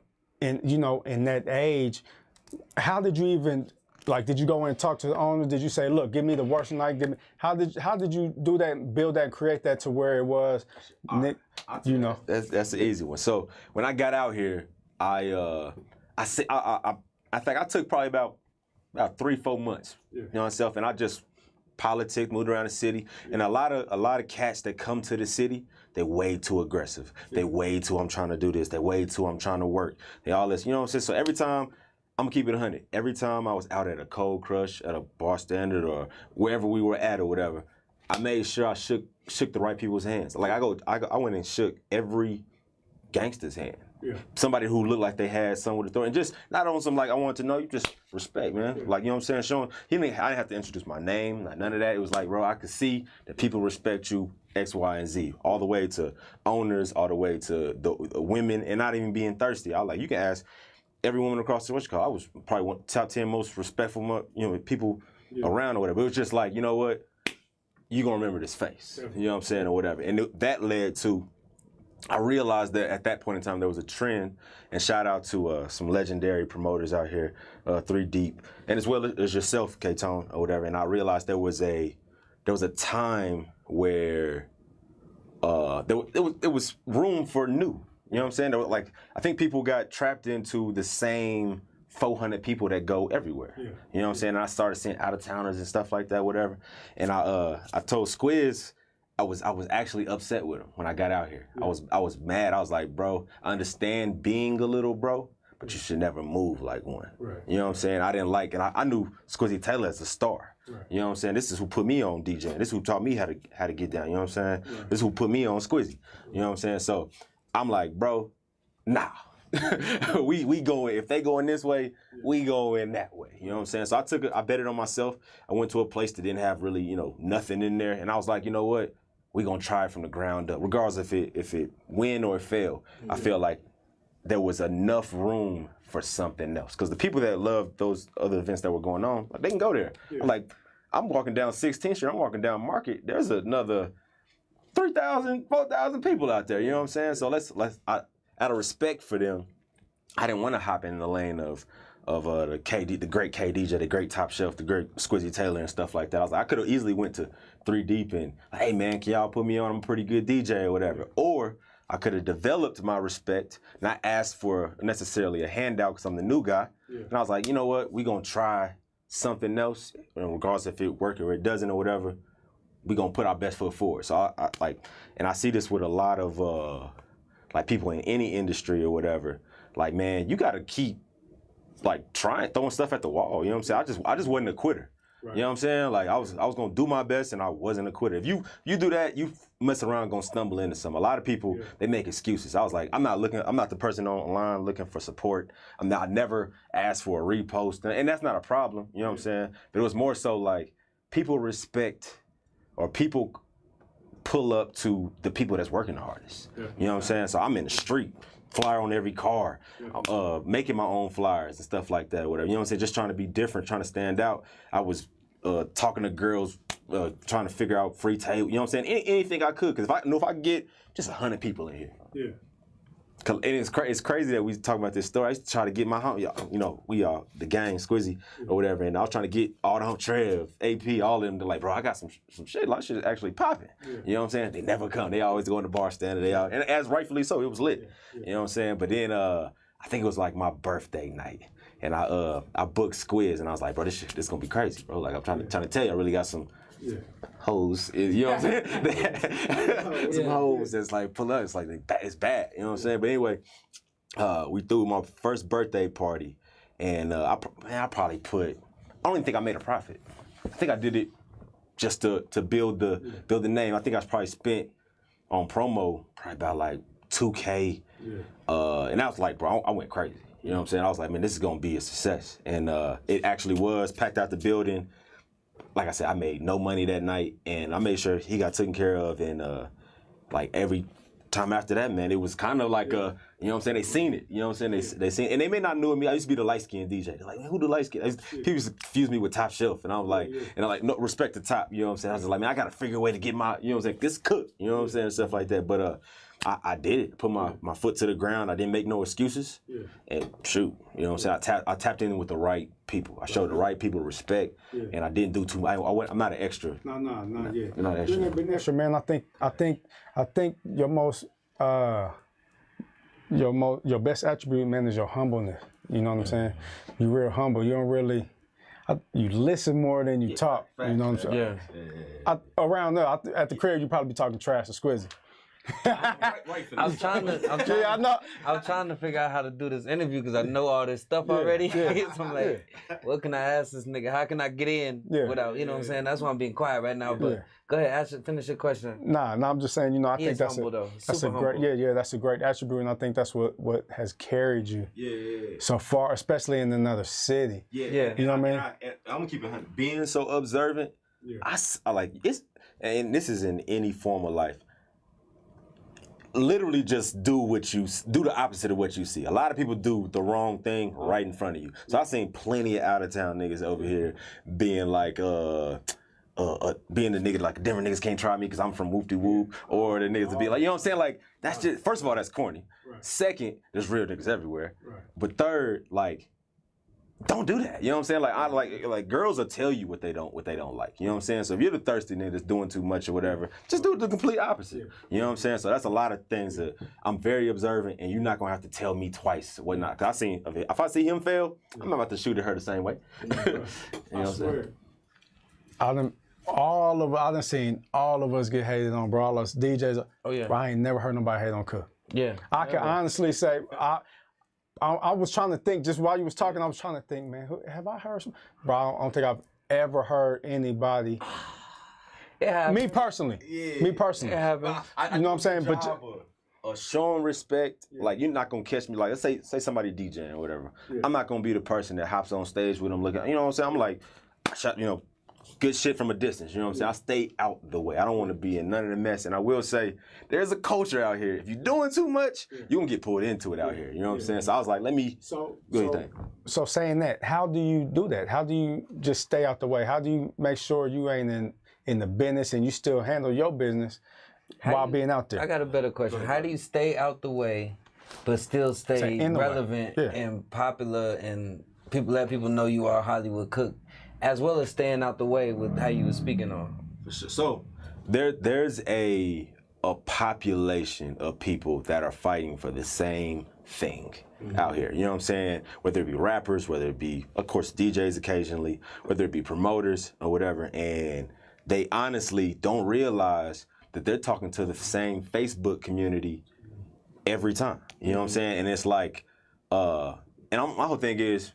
I think that community is necessary. You know what I'm saying? But in order to build yourself and stay relevant without, I really don't like, when it was the Cold Crush run, I just like attending it. You know what I'm saying? Like, you don't have to be a part. Go do something down the street or whatever. There's plenty of money out here. There's plenty of other ways that can be created. And I've always thought about, you know what, like when I see somebody create something, I see somebody do something or whatever, I like, that's dope. Respect to that person, you know what I'm saying? Yeah. Or whatever. I've never thought of, I want that. Yeah. You know what I'm saying? And I think that is the whether I answered the question properly or not, or whatever, it's more so that I'm always thinking of, I understand what's for me and what's not for me. You know what I'm saying? I understand, like, there's supposed to be K-Tone on a Cold Crush Sunday. There's supposed to be Squizzy Taylor, homegrown. You know what I'm saying? I can't create that. And like, I'm good at accepting my strengths and my flaws or whatever. And as far as the messy stuff or whatever and stuff like that or whatever, I'm gonna keep it 100. I talk to who I talk to, and I don't talk to who I, you know what I'm saying? It's like, you know what I'm saying? I can dap you up and I'm gonna keep it pushing. I'm not gonna bullshit you in a conversation. I'm not gonna tell you that, hey bro, you my dog. I'm not gonna expect you to ride with me and none of that, because I ain't getting in them type of situations. You know what I'm saying? So it's really, niggas who do too much find themselves in those situations. Niggas who don't, you know what I'm saying? And like, especially y'all probably found yourselves, maybe I'm doing too much and got in the mix of that. You know what I'm saying? I know I'm not from here, and there's a certain level of respect and distance I still have to carry in order to be prevalent, loved, respected, whatever it is. You know what I'm saying? So that's what it is. Question. I don't know where. Go. We got the question from producer BSO. He said, what's your thoughts on Denver diversities? Diversity. What you mean, BSO, like diversity, the music diversity, the club diversity? Yeah, just be specific. I could go broad. While he waits for that, okay. What do you think is the biggest difference between a city like Denver and coming from a bigger city? I would just say, and I think y'all should factor this in anything that you're thinking about or whatever, it's really just population numbers. Yeah. That's literally it. If you're missing out on something or whatever, or something didn't work, or financially, like, or whatever it is, like if let's say rap, for instance, right? Mm-hmm. The reason it's tougher, it's not hard, like it's not anything different from the South, whatever, but it's tougher because you're pushing your stuff to the same population, and this population is only 4 to 6% black for the whole state. Right. You know what I'm saying? So like, the most you can do is probably 1,000 from your, or whether it be likes, whether it be views, whether it be whatever from your own city. Right. So I think that the difference for like with Atlanta, it's not that they're clicking up more. It's not that it's just more black people to sell the music to, more people to repost, more people to So here, I think you should change your mentality and not complain about the city not supporting you. Everybody that's ever said that, the city is supporting you. Right. Believe me, it's only so many people in the city. Right. You know what I'm saying? Like, you should tap in with the Hispanics. Right. You should tap in with the white people. You should tap in with the smokers. And I feel a lot of people here, y'all, like, people always say the Denver culture. Y'all got an amazing culture. Dwell in it. You know what I'm saying? Every time I hear a West Coast record or something like that, whatever, that's when y'all slap the most or whatever. You know what I'm saying? Or a smoker record or something like that. Y'all have a culture. It's like, Stop chasing. You don't gotta be a South person. You ain't gotta, like, if you revert back to like I think it was Kentucky where Bryson Tiller's from or whatever. And if you listen to other artists that were there around that time, they were in that same melody, chill, vibe, whatever. But that was that. And it's okay. 2, don't be afraid to leave and come back. Right. You know what I'm saying? Sometimes this is because of the population situation here and the demographics are not in your favor. Sometimes you got to go somewhere, put in that hard work, or think of a different process of getting to where you want to be. Do not think that you're about to sit here with 6% of the black community, let's just say the black community or whatever, and think that you're about to flip into the ultimate national star based off of 6% black in a population that's not in the top 10 as far as people living here. You know what I'm saying? So I think Denver's talented. Yeah. Denver's got the bars. Like it's probably like top 5 bars in the nation. Like if you want somebody that can rap, you write this on paper, y'all can out rap. If you want to say women, beautiful, like natural long hair, like y'all, like there's beautiful women out here. Shout out to my girl or whatever. But I just had to make sure I clarify. You know what I'm saying? Like I'm off the mark. I ain't messing. I ain't playing with that. You know what I'm saying? But that as far as like creativity, you know what I'm saying? Like and. Nobody can say that anybody from Denver is broke. This is the highest economic place to so you just got to figure a way to use your money properly. Yeah. Because you already a hustler. Just by staying here and living under these, in Atlanta, apartment is, you can get a 3-bedroom apartment for $1,000. Out here, that is $4K. You know what I'm saying? So use your loot. Stop making excuses for yourself, whatever, because this city is amazing. Right. And stop comparing it to the South. Yeah. You know what I'm saying? Utilize your side of the world to do what you want to do. Definitely. Straight up. That's it. That's all it is. Denver's just as amazing as Atlanta. Yeah. It's just waiting its time. Atlanta wasn't, like, it had to grow from somewhere. You know what I'm saying? Like, nobody remember Atlanta in the 80s. You know what I'm saying? We're just in a different time period for what Denver is. K-Tone's been around. He was around. Nobody else. I said Denver will have his time just like a St. Louis did. It just takes that part. Like Nelly was traveling. Yeah. He was tapping in everywhere. Nelly blew up overseas before. You know what I'm saying? So like, don't be afraid to utilize elsewhere and then bring that back to the pot. Because then you can kill it. Once somebody gets that bag, once somebody gets that cosign, shoot, it's just like Memphis. It's like Memphis. I be telling people all the time. Like when I say Denver has the best music, I say that wherever I go. And I mean it. Yeah. You know what I'm saying? When Denver's being itself, when I can tell somebody from Denver is trying to imitate other cities or whatever, I get a little whatever because I'm expecting that sound from that city. Right. Y'all got y'all own sound. Right. Dwell in it. Yeah. Straight up. Yeah. I think we so untapped. But we scraping. We at that surface. Yeah. Mm-hmm. And we scraping. I mean, we there. You know, it's a couple. It's a couple sliding in, but I'll be telling people once that thing busts open. Yeah. Like people got to realize originally with this rap stuff, it was literally only L.A. or New York. Right. These other cities had to be added on to the resume. Like it wasn't anything outside of that. So don't limit yourself to thinking that Denver can't be the next city added to the resume. That's all it is. It is, especially, and it's bigger than just the music, man. I want people to know kind of what's going on in the city, man, and in the building. And bro, look at the 5 points, bro. Look at everything that's going on in the 5 points. Yeah. That was the Harlem of the West. Like that's a lot of culture down there, and what's going on down. You just got to pay attention to what's going on in the city and just know it's coming. You know what I'm saying? And another thing that I feel they need to, I say, just shed more light on or whatever. Yeah. Like, stop bigging these other cities up. And I'll come from one, and I love Dallas, I love Texas, I love the South, I love Houston, everything about it, whatever. I've lived in LA, I've lived in Atlanta or whatever, and like, I don't think that y'all appreciate enough how easy it is to network out here. How much access y'all got to whoever y'all want to talk to. You go back home to Texas or whatever, the black people party in the black club, or the black people work with black establishments, the white people. You know what I'm saying? Like, it's very prejudiced. You know what I'm saying? I'm not saying that this city doesn't go through its own prejudices or whatever, but there's another level of, like, I literally moved here because it was way harder for me to get a job back home than it is. And matter of fact, I got a shout out to DJ Shutdown, like my brother, from knee high, or whatever. We went to school. He started DJing the same time I did. I came out here and I said, he about as good as DJ me, if not better. And I came out here. It took me 3 months to get back to DJing after school and provide for myself, be able to pay my bills, live somewhere and stuff like that, whatever. my guy went back home to Dallas, and he told me all the time, he's like, man, it's just a different journey. It took him 3 years to get to that point where, of course, he wasn't like, he had a job and all that or whatever, but like as far as living off of DJing, it took him 3 years to get to that point because there's a different level of number of people, like I said, off of population, a different grind, not harder or easier or whatever, just a different grind as far as being in the big city. You know what I'm saying? So to respect to what you doing. What you do have. Don't what look you at do. it, Yeah. Basically, don't look at it all as a negative because there are some pros. There's a reason out of towners is moving to Denver. Yeah. There's a reason. You may not see it. Y'all may complain about it. And there's a reason that rent going up. This is an amazing city. Yeah. Amazing.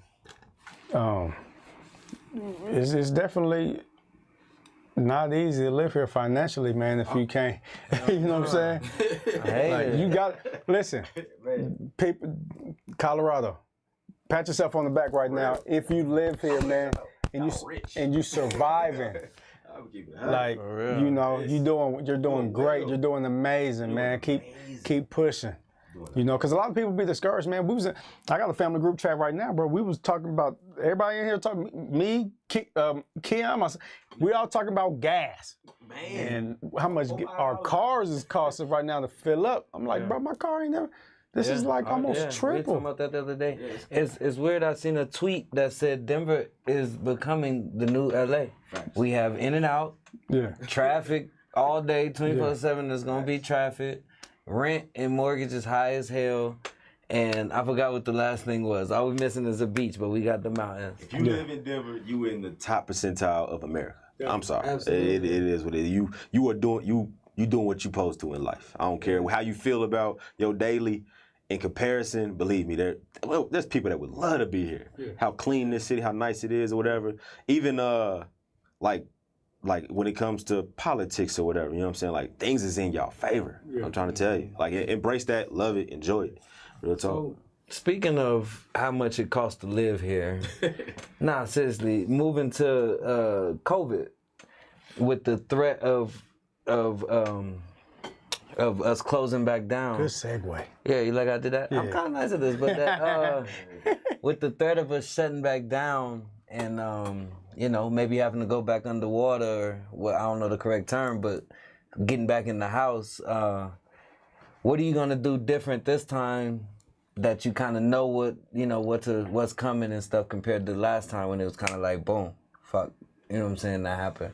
Well, so I'm not gonna lie, for me, that woke me up, you know what I'm saying? Because not from the standpoint of like, okay, now we're in quarantine or whatever. The fact that they could actually pull off, like, legislating something I feel is non-constitutional to not allow us to do this or that. Mm-hmm. You know what I'm saying? So my whole financial mindset of I will forever have enough money put aside to last a year, whether it be rent, food, or whatever. Like, you know what I'm saying? Like, I don't care about getting no new whip anymore. I don't care about what you call it until I put that aside for just in case. They took a whole year. Like, you know what I'm saying? Like, for somebody to take a whole year from we did a sentence. Yeah. You know what I'm saying? And on our side, you know what I'm saying? Yeah, you know what I'm saying? On our side, as far as entertainment side, they took that way completely, man. Like, it almost disrespectfully. Yeah. You know what I'm saying? And the explanation for it didn't really make sense or whatever. But I'm not a person that's gonna like cry about it. I'm a hustler at the end of the day. And if you a DJ or somebody in the entertainment lifestyle or whatever, you gotta transition your hustle and your strengths into things that actually gonna benefit you. So I'm not gonna cry about it. It's what it is. I'm the type of person, I'm from the South. So if I gotta go get a job, you know what I'm saying, to live how I am accustomed to living right now, I'm gonna do that. Yeah. You know what I'm saying? Like, I ain't got no pride. Sure, you will see me at the dispensary slanging weed legally or whatever it is. You know what I'm saying? A lot of people won't do that. Man, a lot of people won't do that. You will see Cook driving an Uber in this joint. I don't shout out to Young Jock. By any means necessary, me, my shorty, my family or whatever, I'm a man first. So we gotta stop being embarrassed about being. It ain't about being gangster. It ain't about being tough. You gotta be a man first. Hold your stuff down. You know what I'm saying? So I'm a work by any means. That's it. I'm good now. Like I said, I got my money aside, so I don't have to. Yeah. But shoot, like I said, by any means necessary, I'm gonna get it done. K-Tone, what you think you learned that if they shut us back down? Or it's kind of the same question. What you think different if they shut us back down again from the last time? Get back creative. Yep. You gotta get back creative. I mean, that's what I did. Yeah. People ask me how I survived, man. I got creative. First of all, I got to shout out to my supporters, man. I don't like saying fans. I really say supporters, bro, because, bruh. You was killing. Oh man, bruh. Man, I'm something, bro. I'm grateful. Like everything I did was supported off top. I mean, I was getting cash apps, Venmos just from people I didn't even know. Like, bro, I appreciate. I've been, nigga, bro. I got a. Somebody told me, true story, bro, from Catfish Haven. Somebody that used to go to Catfish Haven said, bro, I saved their life from coming to the bar after work. And listening to the music, like nigga, they didn't even want to live. We didn't fed some bars. We didn't fit like pay people rent with this stuff. You know what I'm saying? Type stuff. So, you know, I'm gonna get creative. I think from this past year, you know, I mean, the internet started cracking for us, but I think it started cracking too much, and you know, they shut us down, these copyrights and all that. So we got to probably find a whole nother way, a whole nother avenue. I mean, it's gonna be there and there, but you know, something that's gonna pop up because you know, Twitch started popping, and you know what I'm saying, all these other little sites. But the internet is powerful, man. Internet's very powerful because you can make whatever you need to off the internet. You ain't gotta leave the house no more to work no more. The internet is very powerful. You know like, bro, you could literally wake up with your phone. You can make a whole TV show from your day in your house and post it and eat. You know what I'm saying? It's just about, you got to be creative, man. And that's, I was going to say, that's just kind of all I do. Because like you said, with the job thing, if I had to, I would, but I ain't there. Like, I don't want to work for nobody else. I tried it before. It just don't work for me. I said in my defense, I didn't put my money aside. I'm good for a year and a half. I don't have to do nothing. You know what I'm saying? But if it got to that point, like how we was last time, I'm going to make it happen. But my mind ain't there. I ain't, you know what I'm saying? Yeah. So I'm gonna just get creative. Do y'all, real quick, because there's a couple questions in the chat, do y'all think we are gonna get shut down again? From my opinion, from the sounds of it, I think it might happen. I don't think it's gonna be as long, but I think it might be a quick scare, month or two. You know what I'm saying? Cook? In my opinion, based on like the reactions this whole year from like the people, I believe they will try. Yeah. I don't believe it will happen. You don't think it'll happen? You know what I'm saying? I think that there'll be, let's say they told us to go cold turkey again. No, you can't do nothing, a number of pickups and all that or whatever. I genuinely feel that week they're gonna have everybody outside in the street again. You know what I'm saying? And protest, because like I said, I feel some of this is a little bit unconstitutional. Forget how you feel about COVID-19. The rules that are in place don't make sense for certain people to live off of what's it called? Not financial aid, but government funding or whatever. You know what I'm saying? So like going back to taking freedoms away, how we live in a country, land of the free, but we can't free to make our own choices or whatever. And I think now, it's one thing to take a little bit, but to go back all the way, it's gonna get far. And I feel they're gonna try. 2 weeks later, they're gonna be like, well, we gonna lift those type of things. You know what I'm saying? So I see. Yeah. I definitely agree. I see some type of civil war with the Trump people. That's gonna be their time to fuck some shit up. If they do that, just to go against, you know, what's going on. So I do see that. Shout out New Brand. Checked in with us. New Brand rocking, my brother DJ New Brand. He got a question for y'all. Speaking of COVID, what do y'all feel about them incorporating the new chip to track if you have COVID-19? I personally think, well, I got two opinions on this. Okay. One, I think it's retarded because I don't think they need a chip. All right. Retarded no more. Oh, I apologize. I think it's, dang. You good? I apologize. I think it's not good. I think it's not good. I don't think they need a chip. If they really want to keep track of us, everybody has to have a phone. You know what I'm saying? So at least 85 to 90% of the population is going to have a phone or whatever. So it's not necessary for them to do that to us or whatever. And I understand at that point, they can try. But that's one thing. It's one thing pushing this vaccine. You know what I'm saying? And like, okay, that's your best attempt to make sure that what you think is best for humanity or whatever. But there's no way you can explain to somebody why a chip is necessary or that you're only going to do one thing with a chip or whatever. So I think it's not intelligent for them to even attempt it. You know what I'm saying? It's like, it's a waste of their time. Because no, I don't see more than 15% of the population doing it at all. It's going to be number government that got it. They ain't doing that. So. Tom? I agree. Yeah. I think it ain't really even too much for me to say about that, man. My thoughts on it is we already walking around with a chip.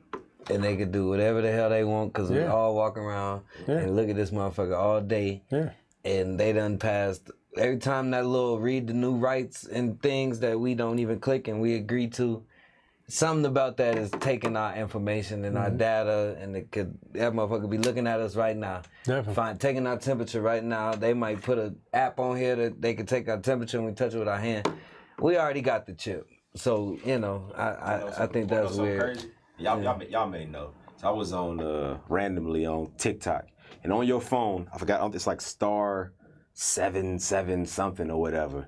It'll literally pop up a screen on your iPhone and tell you how many times the police have tapped your phone or whatever. Regardless if you're a good person, a bad person. Like my girl, she ain't never did nothing in her life or whatever. Her phone has been tapped twice. You know what I'm saying? That's everybody's phone, so they can get it. They can get in your stuff if you want to. I think my phone been tapped all the time.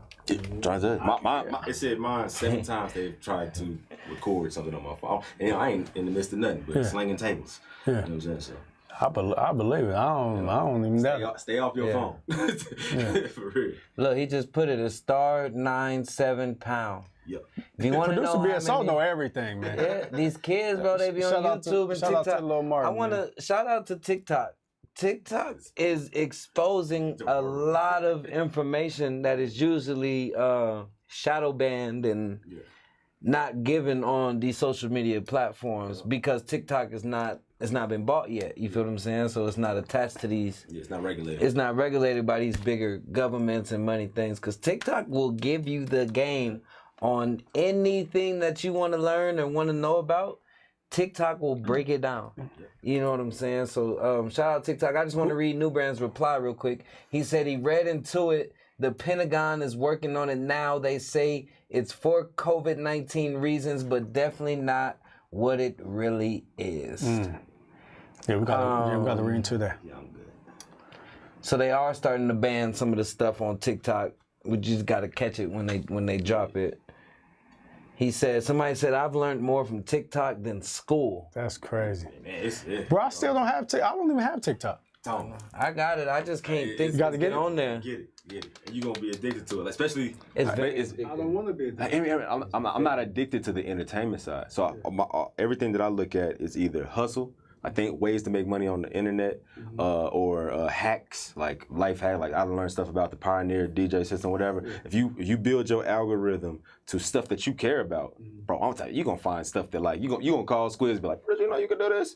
Like, bro, it's crazy. Stay off the entertainment side, the dances, and nothing like that comes down my timeline. Yeah. But if you build it off of that, bro, you're gonna be amazed.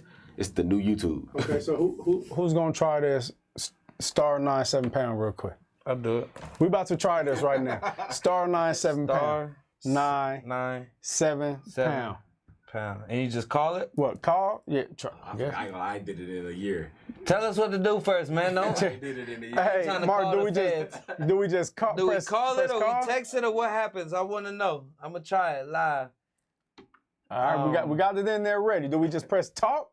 Green button, let us know, man. I ain't pressing it until you respond. I just know I was surprised. I was like, they tapping. Like, what was they tapping me for? You know I ain't been in nothing.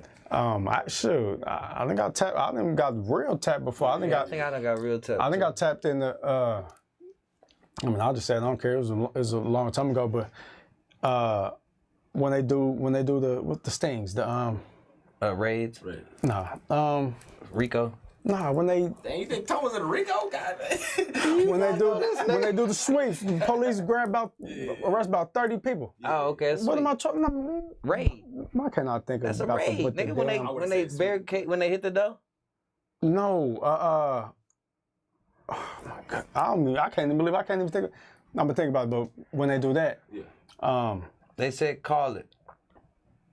Think about it. Y'all show, bro. I'm scared now. I'm scared. I did it, bro, and it just indictment. Oh, okay. Okay, Yeah. hold on, don't do that shit. But indictment. Yeah. Some people I was talking to was in the indictment. Yeah.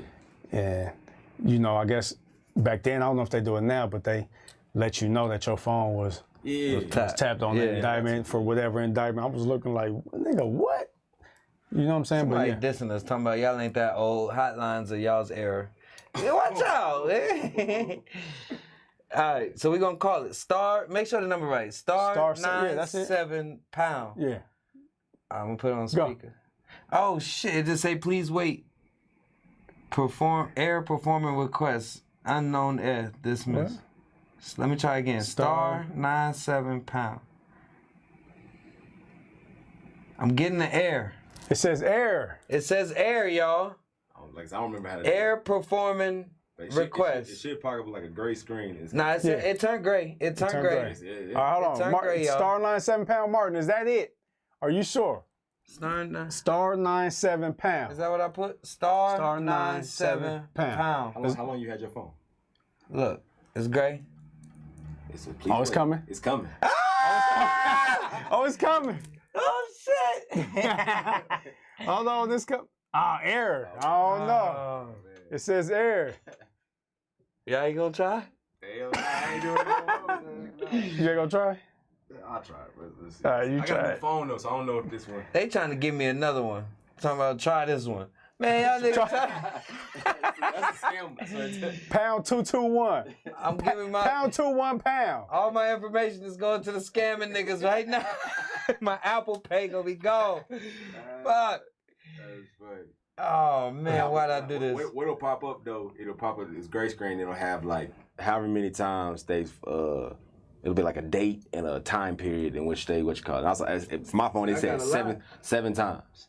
That's why I say please wait, y'all. I got a lot, bro. They tapping Squizzy. They want to know. You know what I'm saying? You know how I get down. You know the vibes. Now I'm gonna let y'all know. It still say please wait. That thing. I mean, is it supposed to go that long? When you got a lot, nigga, it's me. Come on now. You out here. You know what I mean? All right, you gotta do yours too. Booby, what's my man's name? The show we watching? The Godfather. Oh yeah. Booby Johnson. Yeah, that's me. I ain't watching. You ain't never watched The Godfather of Harlem? Oh, you don't watch TV, bro. Is that a series? Yeah. With what's the nigga with the eye? Forrest Whitaker. Very good. If you're listening, Godfather of Harlem season 2 just came out. It's very good. Also, please watch Raising Kanan. 50 Cent's it's off of Power. It's about Kanan's story. 50 Cent's character. Bruh. Awesome show. The mother is so beautiful. Oh my God, watch it. You the one be telling me about? Yes, and if you love K Tony's never seen Snowfall, ladies and gentlemen. Never. Jesus. Big shout. Big shout out to Sheen, Matt Roberts. What's that show? Don't read the comments. They was talking about what's the show? The Shy. Yeah. They was talking about The Shy heavy. I was lost. Yeah. I stopped watching The Shy, man. The Shy season 1 was good, but The Shy, they stopped mixing the good with the bad. You know how you watch a show where like, okay, some good shit happening. You don't know this, but Cook would know. You watching Power, something good happened for Ghost. He'd go to the club, he'd hit a shorty, Tommy would hit a nice little lick, come up, then something bad would happen. No, nothing good. Season 2 on The Shy, somebody dies, then another nigga died, and this person got cancer, and this person died. Like, it was just depressing. Like, I don't want to watch this. Like, I need more good stuff to happen to mix with the drama and all that. So I stopped watching it, but Trev tells me about it. I heard it's very good, and they going in. And then the main character, had sexual assault charges and all that. It was I don't know. I can't do it. But Snowfall is the best show ever made that talks about my life when I was in the 80s. It talks about, how I started and how I got going on. Your life? Yeah. Okay. Yeah. So, yeah. So yeah, that's that. Let's get back on topic, man. I'm sorry. We talked about promoting. Let's talk about DJs, Cook. Can we talk about DJs real quick? Talk about some DJs. We got some DJs in the chat. We got some DJs right here. Yeah. There's a lot of DJs around, man. Let's talk about DJs. Where should we start? Where we start? Where you want to start? Cook, what separates DJs? What separates DJs? Is that a good question? Like being good and bad, or from like, are we specifying, or are we? Yes, from being good and bad. What makes an actual good DJ? To be honest, what makes a good DJ, in my opinion, is somebody who, like, DJing is something you really got to study the game. Because a lot of times you may not come up in that era of music that's something you may have to DJ for. And if you didn't go see a K-Tone, if you didn't go see a KDJ, or anybody, it could be a Jazzy Jeff or some stuff like that, you don't have enough to your arsenal to deliver more than just one great performance. You know what I'm saying? You may be a one lane, and it's okay to be a one lane DJ, but as black DJs, you gotta be versatile if you're trying to get that bag. You gotta be able to do this, that, and the other. You know what I'm saying? And keep in mind, I've made majority of my finances off of one style of DJing, but I got my credit and my respect to continue to get those type of gigs from those outside gigs, those filler gigs, those old school gigs, those at the park. You know what I'm saying? Like them, that's where you get that where you hand out some business cards. You ain't handing them out in the club. You know what I'm saying? That's the same people that get drunk. They probably don't even remember you half the time unless you kiss their ass. You know what I'm saying, or whatever. You know what I'm saying? But if you hitting the little birthday, shorty trying to throw a birthday at the barber, you know what I'm saying? Them gigs where you got to dig into a different crate, that's what separates. And my thing is not just going and doing it, going at it and rocking. You know what I'm saying? And I think what separates why there is a gap is I think that the newer level DJs, and it's because of social media or whatever, only want to do it because of the attention they get socially. When I think the DJs that are actually good, and like, y'all tell me if y'all feel this way or whatever. So me, like, I can feel when I DJ and it was a mid performance or it was a below average performance or whatever. What keeps me coming back to the club is that seeking that performance where it's like, oh, I know I killed them. I know that, like, I went crazy on them. You know what I'm saying, or whatever. Like, I thrive for that. You know what I'm saying? I thrive to see somebody about to pass out, losing their mind, fell in love that day or whatever. And I don't think the newer generation or the people that may not be good at it, they're doing it for the wrong reasons. I'm gonna keep it 100. If you're gonna be good at anything, that you gotta have that organic, real goal every night. You know what I'm saying? So I'm always seeking to get back to that. I killed these niggas. You know what I'm saying? It can be a baby shower. You know what I'm saying? The cameras is coming out. We doing all that. You know what I'm saying, or whatever. So, but yeah, go ahead. I want to create a memory.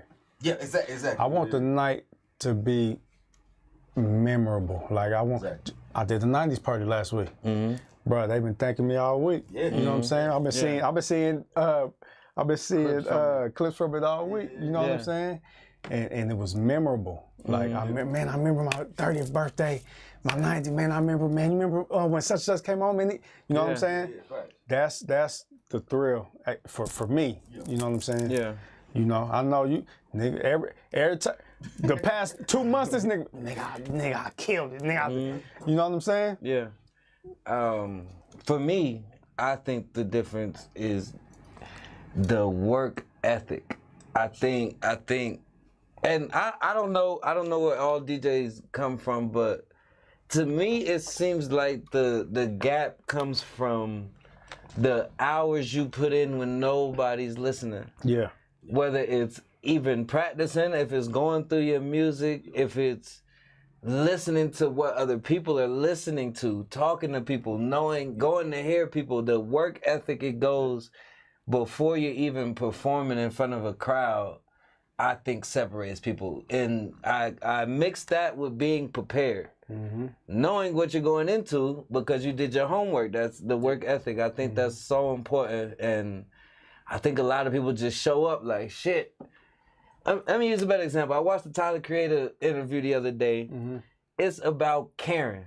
All you gotta do is care. If you care, you're gonna do a good fucking job. If you just going there to get a check or to, shit, I got booked, I gotta go play some music, that shit shows in your mixing and your song selection and your energy and the way you look when you're doing it, the way people are receiving it. Yeah. All that goes into if you care. Definitely. If you look like you having a good time, you want to be there, that's half the fucking battle. Because that energy is being transferred between you and your audience. And the other half is you caring about what you're doing and making sure that shit sounds good. And your song selection is hard and your mixes is hard. It's about caring about being there. You want it more for the people than you enjoy the bag, but you want, like, actually DJing, you want it more for the people than you do yourself. I want them to rock. I want them to, you know what I'm saying? And I think a lot of people that aren't good just want to be seen. Yeah. You know what I'm saying? I think I tell younger DJs this all the time too. They ask me, what can I do? What can I?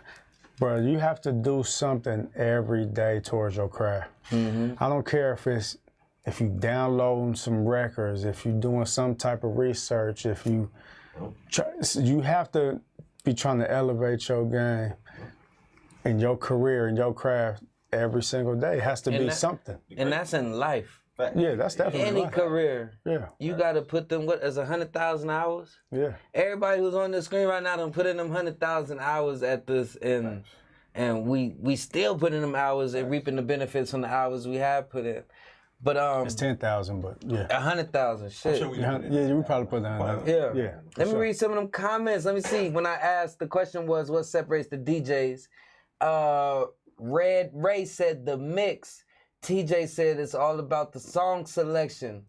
Studying the music you mix. Components, for sure. Motherfuckers just be slapping songs together. Yeah, for sure. Building a crowd off of interactive sets. I think that's what the fuck I do. You gonna interact with me. Your equipment too. Make sure the sound quality is good. Gotta practice. That's a good problem to have. Use that downtime to elevate. Same thing with producing too. I want to become. You have to love and know music. Anyone can put together a playlist. Yeah. That is true. I'll challenge that just a little. Which one? Anyone can put together a playlist? Or you have to know and love music? You have to know and love music. I'll say this. I don't necessarily say I know and love music. Like I said, you would say that you're like a librarian of music or whatever. Me personally, I can replicate feelings. You know what I'm saying? So I may not know the words to the song. Sometimes I always ask you, like, what's that old school joint you played or whatever and shit like that, whatever. But I strive to be like great or to get that reaction or whatever. So I may put something in my bag. And I think a lot of people always get confused with stealing or whatever. Like, this is a recreational craft. A lot of times you can become good by taking bits and pieces of what you've seen. The more you see, the more you add to your arsenal. But you know what I'm saying? Because there's plenty, like, I'm keeping 100. I don't know music as good as y'all at all or whatever. But I do know when something sucks. You know what I'm saying? So it's like, no, I don't want to do that. I want to do this. You know what I'm saying? And I feel like a lot of people are so prideful in their, like, or DJs are so prideful in their journey. They think they're already the shit. You know what I'm saying? I'm glad you, like, during our journey of DJing or whatever, like, I see y'all do it too. Y'all will tell each other when something was ass. Like, nigga, that was ass. And a sensitive motherfucker would be like, what the fuck you talking about or whatever. But a real nigga be like, well, I'm just stay away from that and I'm gonna do some, you know what I'm saying? So if you got enough trial and error, and sometimes you gotta put yourself out there or whatever and allow somebody to tell you that was ass. You know what I'm saying? You're gonna get to the point of, well, I know all the things not to do. Right. You know what I'm saying? That's where I'm at. I know what not to do. Right. I know plenty of shit of what to do. You know what I'm saying? Yeah. Just go out there. I think what made me the DJ I am is traveling and for sure. Seeing how. Oh, fuck that! I'm not even gonna go into that story. Do y'all think? Were you DJing in college? Were you already DJing? Do y'all think starting and flourishing as HBCU DJs? How did that help y'all's career? Bro, that started my career. Me too. But that's so. Shout out to the real LU. Oh yes, shout out our school. Thank you, Lincoln University in Jefferson City, Missouri, the real LU. But nah, I think going to the HBC, bro, it taught me everything. For sure. You know what I'm saying? Absolutely. I'm talking about, bro. I got my first real check. Man. I'm talking about Homecoming check. fat check at My HBCU. So and that changed my mind, man. I mean, that kind of, this what I'm doing. This what I'm finna do for a living. Yeah. You know what I'm saying? And gave me the courage, gave me the motivation to really do it, man. That's kind of really where I was always into music. Growing up as a kid, I was always into the music, but I think it turned up. And I started, learning there. Okay, damn, then people, so many different kind of people, you know what I mean, from all parts of the country. So, and it's not just people in your city where you know what I'm saying? You have to we know the slaps from every city. Every city. We know the slaps. You know what I'm saying? And that's what really helped me doing parties and all that because, bro, we had like heavy St. Louis, heavy Memphis, heavy nigga Texas. It was so many different people and they would all come up and you would learn music quick. Like, what? Nowhere you can't go. Nowhere you can't go. That's my first year when I'm telling you, hold on, never. That's when I got up on, that's when they was going over a little flip crazy. Like flip, this nigga little flip. It was going crazy. You know what I'm saying? So we had to like research that type of music, get that. Okay, well, let me get that. And then, bam, we got your Texas crate. Bam, you got your St. Louis. Okay, everything crazy. You know what I'm saying? So until school, I didn't know nothing about no E40. I didn't know nothing about Too Short. And it was like seeing those reactions. So I was like, no, this is the joint. You know what I'm saying? This is that. Being from Texas, we were really, like, it was Louisiana in Texas music. You know what I'm saying? That's because we had enough music to go through a whole party. But like seeing the reactions that y'all would do to like y'all probably take it for granted, but what's my favorite word? You know what I'm saying? That was dope too. I was like, what? All right, niggas disrespecting motherfuckers like that. Okay. You know what I'm saying? That's hard. You know what I'm saying? But and then, even like a public service announcement, you know what I'm saying? Cause I didn't come up on Jay-Z like that. Then we had our own guys, you know what I'm saying? And like I always tell Squiz, like how y'all see a Tupac or how y'all see a Biggie or whatever. That's how where I'm from, that's how we see Boosie. You know what I'm saying? Boosie's a god. You know what I'm saying? Like Boosie is a billionaire to me. He may not have a big, but he's what you think of Jay-Z to me. You know what I'm saying? I can go word for word. That's what Lil Wayne is to me. You know what I'm saying? Or whatever. And it was just dope seeing the love that like other cities did for like having that same, you know what I'm saying? And if you're a real one, you can accept that. You can add that to your bag as a DJ or whatever and be like, I'm gonna create that. I want him to feel that way. You know what I'm saying? So yeah. No, I think college plays a huge part, especially being from Denver and learning how big Lil Boosie is at the same time knowing about whoever in California, E40, whoever is, but seeing the actual reaction from never actually being in California to seeing, okay, we fuck with this, but damn, these niggas they going crazy. From seeing smaller cities like Kansas City when you play Rich the Factor, from seeing Chicago at the time, like I used Lil Flip, when I started DJing Chief Keef. Oh my God, the reactions Chief Keef made me so much money. You can ask Cook. Between Chief Keef and Future, Chief Keef and Future, they were at that where little babies at now, where it's just like I'm on top of the world right now. I'm taking off. You know, and YG was right there too. You know what I'm saying? So go ahead, finish. Yeah, I'm saying just seeing that from different genres and different places, and seeing the love you get. And then I also want to add DJing college which taught, I think a lot of DJs from college are successful, and that's why you see them being tour DJs and making their waves. In college, you had to be on your toes on a whole different level. Because of the, I want to say unorganization, but you got to be ready for any fucking thing. You know what I'm saying? If you're the DJ on the campus, you're doing the party, but at the same time, you got to DJ at noon for the fashion show, or in the cafeteria at 1 a.m., or the gala where you got to play jazz music, or we just need beats, or we got to do the comedy show where nobody's turning in their music, and the comedian right there about to flame you, and you in front of the school, you know what I'm saying? Or hey man, turn the school up real quick. And you gotta know them 4 songs that your school love the most right now.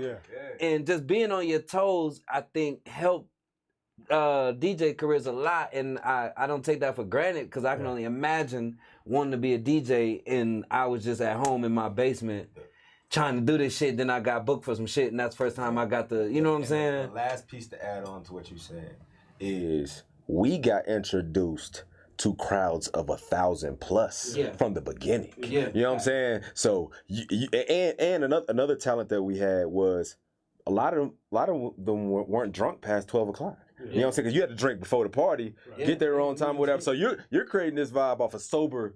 Everybody's sober as hell. You know what I'm saying? In front of, you know what I'm saying? So like people always ask me, do you ever get nervous? Like, bro, I used to DJ in front of 4,000 people. You know what I'm saying? Or more. You know what I'm saying? So I never have that. I have my nervousness of probably wanting to impress myself in the crowd or whatever. As far as like, am I scared to go anywhere? I believe I'm gonna rock anywhere I go. I'm gonna figure it out. I'm gonna come prepared. This is X, Y, and Z or whatever in comparison to somebody who's done a bar their first time. 25 people, which is tough too. You know what I'm saying? 'Cause sometimes it's hard to keep somebody in there that long or whatever. But I still think the challenge of doing it for 1,000 people. We at our school, I don't know about you, we seen other DJs come to our school and get booed. Like, why ain't Squiz on the tables? You know what I'm saying? Like, get him off there. Yeah.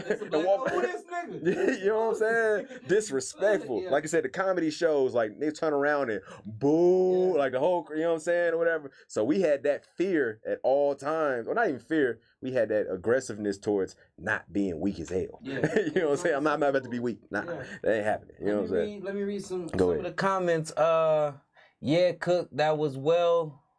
Yeah, Cook said that well. Mother people forget it's always room for growth. New Brand said, I'm learning every day, but staying humble and never taking anything for granted is definitely important in this game. That is a fact. TJ said, college is a different culture. It bridges that gap between being young and grown. Different cities, different people. It's deeper than music. I would agree. My pops was a DJ in college, so I learned music early. My cassette game was crazy in the 2nd grade. For sure. If you play Love Sosa or I Don't Like, they going crazy. That was a fact. Somebody has a question. I'm gonna let you answer this first, Cook. Has the way you DJ changed from college to now? 100%. And I say this, I had to reteach myself once I got out here. And like, I was glad people let me know, like, and I think people get offended when somebody say like they don't like your DJing or they prefer somebody else or whatever. You should use that as motivation. When I got out here, people was like, man, where K-Tone at? Where's Squizzy Taylor at? Where Top Shelf at? You know what I'm saying? Or whatever. I took it as, you know what? Give me 6 months. You know what I'm saying? I'm about to go in. I'm going to keep going in. Every time I got a chance to DJ in front of a plethora of crowd, I was trying to kill. You know what I'm saying? Or whatever. So what was stay on the top. What was the original question? Has the way you DJ changed? Okay, that's what I thought it was. So when I in college, you have to move so fucking fast. Like you gotta to keep an attention span that's not drunk or whatever. Like you may got 30 to 45 seconds of a record, and you better pick the right part of the record to turn somebody up. Here, Squizz, I think K-Tone may have pulled me aside once or whatever. It was like, slow down. You know what I'm saying? Let them rock. You know what I'm saying, or whatever. But when you slow down, every record got a hit. So it's even more pressure because, okay, I'll let this record run for 1:30, 2 minutes or whatever, but that next one got to elevate. That next one got to kill him again. And that was, I'm not going to say hard, but not being from the West Coast, I had to study. I had to put together some crates. I had to do that, like you said, do that homework or whatever. You can do anything you want to or whatever, but you got to put the work in. And that tells you there was other people that were coming up there around the same time I was who may not DJ as much anymore because they were only focused on one thing. I wanted to please the people. You know what I'm saying? So you got to put that work in all the time for whatever event you're doing. And it's a thin line with how long you play them records. Facts. Because I've never even thought about that, but you're so true. From how in a party, how long you play a record, to how a club, how long you like 400 songs in a party. Here, you probably 120. Yeah. 120, And how you just it's a party difference from a party to a club. And that's why, way off topic, that's why I like Colorado Springs and I like DJing out there, because it makes me get back in that bag of you got to move fast out there. You know what I'm saying? Because they're more of a party than we club out here. Shout out to the Springs, man. I love doing that. Tux, we do know what a cassette is. We not that young. We had a cassette as a tape. I am that young. Okay. I don't know what I can say. I've never had. Okay, it's a tape. How do they work? It's a tape. It's a tape. But let me see. I think it was one more question. Cook got known here hella fast. Honestly, I woke up one day and he was that nigga. Appreciate it. Yeah. What's an 8-track? What's that? 8-track? Yeah. I don't know. I'm asking Tug. Oh, okay. Oh, I really don't know what an 8-track is. It sounds vintage. Yeah. Tug's got Does that mean? Does that? I think that's when you like remember we had the 6 CD changer. 8-track is older than the cassette. It's Oh, an 8-track. 8-track. Oh, it's called an 8-track. I thought it was always an 8-track. 8-track. Oh, that's the joint that's in all the old schools, like All the old schools. Like a Nintendo game. You got Yeah, damn it. shit like that. Yeah. Damn near like a I always Atari thought cartridge. that. Yeah, I always thought that was an 8-track. 8-track. How you check like 8, the number 8. it's number 8? Eight. I thought it was an 8. I thought it was an 8. Okay. Damn, I really learned something. Yeah. Shout out Tux, all my homies from the 60s and the 50s and the 70s. Yeah, OG taught me something. Yeah. Damn, I thought, okay. She said, "Is that the spinning disc?" Nah, that's the spin. Yeah, that's a CD. That's a record. She talking about a record. Oh, record. Yeah. So I'll say, for me, Yeah, my bad. the difference in the college, I started on turntables, actual turntables. That's the biggest difference. Shit. You went Yeah, through it. right. So I would literally have to turn around, find the record, flip, quick, put the other one on. You know what I I'm respect saying? you so much. I'm glad I not do that. Yeah. Oh man. Carrying crates. When did Serato came and what? It was like right before we started DJing. Yeah. Serato came, Nas came out. yeah, I want to say, yeah. So I think it was like 08, 09 Serato came I out. don't know if it was that. I don't know if it was that long. It might have been. It might have been like 07. It was like, yeah, it was like 07, 07? 08. And then I heard it was from what I just hear, it was a big thing. Like when Serato first came, like when controllers first came, like nigga, you on that weak ass, you can't use that, nigga. You ain't really DJing type shit. Man. And I think it was it Kid Capri or Jazzy Jeff went to Serato. Yeah. I think it was Jazzy Jeff, and it was like, okay, if he could go, Yeah. all right, we good now. Like I think it was Jazzy. It was one of them. It was kind of like that because everybody was like, yeah, I don't know if we're finna do that. yeah, It's cool. yeah. Okay. All right. I'm gonna get one. I'm gonna set it up. I'm gonna try. You know what I'm saying? Woo. So was y'all going? I promise I'm not trying to play y'all. Was you going? So I just can't imagine like seeing Lil Wayne on a vinyl, but it had to be. You feel what I'm saying? Or Jay-Z on the. When I think vinyl, I think of the '80s and shit. So did y'all go to? So was it y'all go to Sam Goody, and they had vinyl area too? So all the shit that when we was in high school, like when we got the Carter 2, y'all had to go get the Carter 2 on the vinyl or something. That shit Yeah. expensive, man. Yeah, it was. But we was in record pools too. So the record pools. They Shout would out to send it Dancing Dish. Shout out to Butter. Yeah. So you would sign up with just like a record pool right now, franchise record pool. Yeah. Just online. But you just So pay you the record sign up pool. and they come to your house. Yeah, they'll send them to you. So you know, like a independent records. You remember independent records? Yeah, on Kofax. Kofax. Right by Yeah. okay. Yeah. That's right by the Ogden. Yeah. So you know, they would have a bunch of records. You could just buy records, and, you know what I mean? Or, you know, so the cool thing with me was I was on the radio at the station, at my school. So I would get a lot of records from them.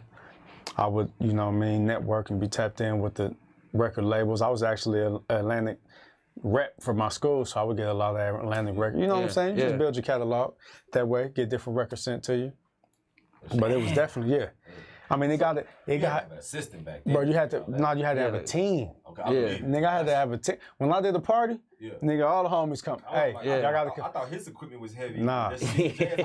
So just imagine having bring your 300 records. So just imagine doing your party at the school, bringing bringing all the equipment, turntables. Nigga, you got 10 crates of records alone. Jeez. You know what I'm saying? Bringing all that out. So you had to, That's how it was. and you had to organize them like Had to in organize 'em. alphabetical order, or did you keep it just whatever's best for you? Yeah. Like I think I did it by tempo? maybe tempos or labels or I don't even know. I don't even remember how I did it. The hottest. Did you understand mixing the same? Like, because you know what a BPM at that point, where you kind of just I knew melodies that kind of just bounce. Hear it? Yeah, I would just.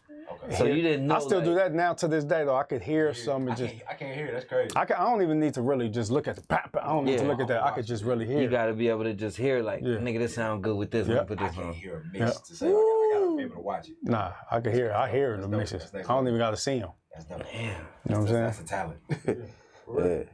So I mean, you know, it was a Did lot of work DJs back get paid more then or now? Now.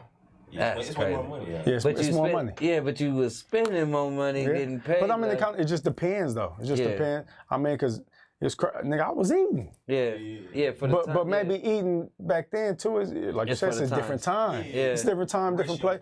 Bro, I was eating, bro. Like it was good. I stayed up, nigga. My rent was, nigga. I didn't have to call my mom and send me $1. Yeah. You know what I'm saying? Like, nigga, I'm buying cars, nigga. Yeah. I had 2-3 cars in college. You know what I'm saying? Yeah. I was doing good. I was doing that good. That's dope. I was doing good, for sure. That's dope. Records. Yeah, records. Yeah. All right. I'd be hurt. So before Be this, strong. I'd be super strong. One last question on this, because I always wanted to ask. We just never had this conversation. After records, wasn't there a period where y'all had I don't know what it's called. We had CDJs. Where it was CDJs, but you load the actual the CD. CDs in there and mix them. So even with around that time, so okay, went from that to the CDs, right? Bam, put the CD in. So you had, and that's when you know they had the disc burners and all that. You could really just make go in now. They started making the MP3s, so you could put more songs on the MP3. Bam, you pop that in, it's 80 songs. So, but you would have to literally, okay, man. Write it down. Yeah, find 22. And it would pop up on the screen. You could bam, bam, bam, mix. Then I remember, I don't know if y'all ever remember, did y'all ever see the mini disc? It was a mini disc that just looked like a small little computer disc, but it wasn't a computer disc. Okay. It was literally called a mini disc. Then you could fit hella songs on them. I think I know what you're talking about. But the cool thing was like they wouldn't skip. As in CDs could probably skip. Oh, they get dirty. So them wouldn't skip. So you could put hella songs on them. They wouldn't skip. Bam. Then, you know, they had the, you know, that's when Serato started coming. But you know, a lot of people didn't really even know about the mini disc. Like, you kind of had to be like either, you know, with the radio, or you had to kind of be tapped in with the technology. Yeah. You know what I'm saying? But the CDs, then they got the CDJs. I mean, those were CDJs, but the CDJs eventually kind of went to Serato and digital. You know what I'm saying? Wow. Yeah.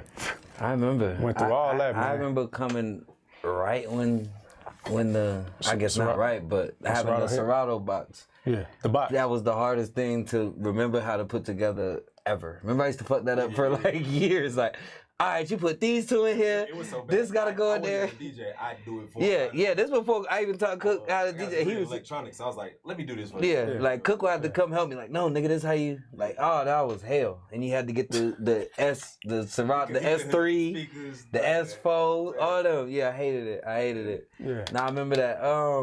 Where y'all want to go, man? We over time.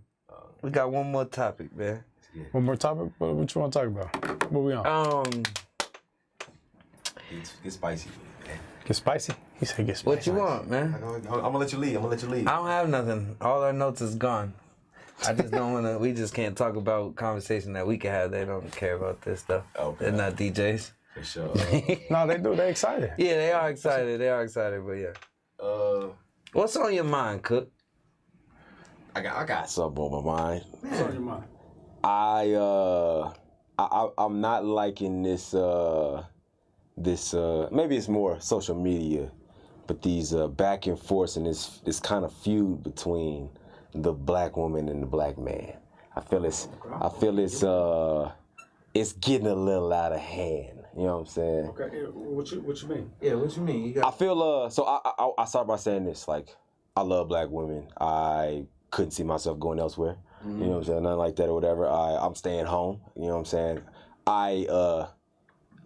I just hope that with this newfound freedom and privileges and equality and stuff like that, the level of disrespect for the black man specifically, I feel is slightly getting out of pocket. Like, and you can be entitled to the equality that you deserve. I feel like women have earned that. You know what I'm saying? They should have the access to receive and give and live and be protected in all aspects or whatever.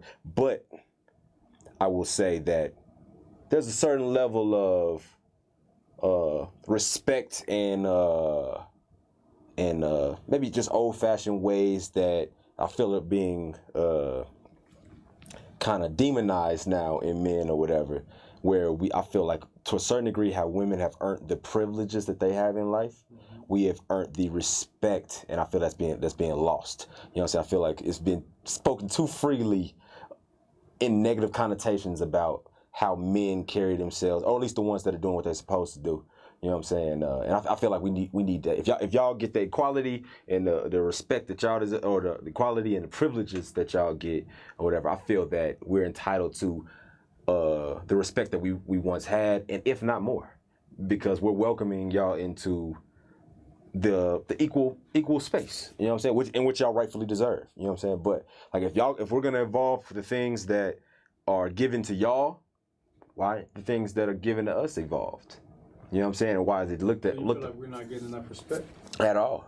Not at all. I feel like from our own women. From our own women. Okay. You know what I'm saying? I feel like there's definitely a population that will. So I shout out to those women that are definitely giving that and right. So, but I feel there's a big population that is like, I don't know if y'all see it. Maybe I see it on Facebook all the time or whatever, and it's like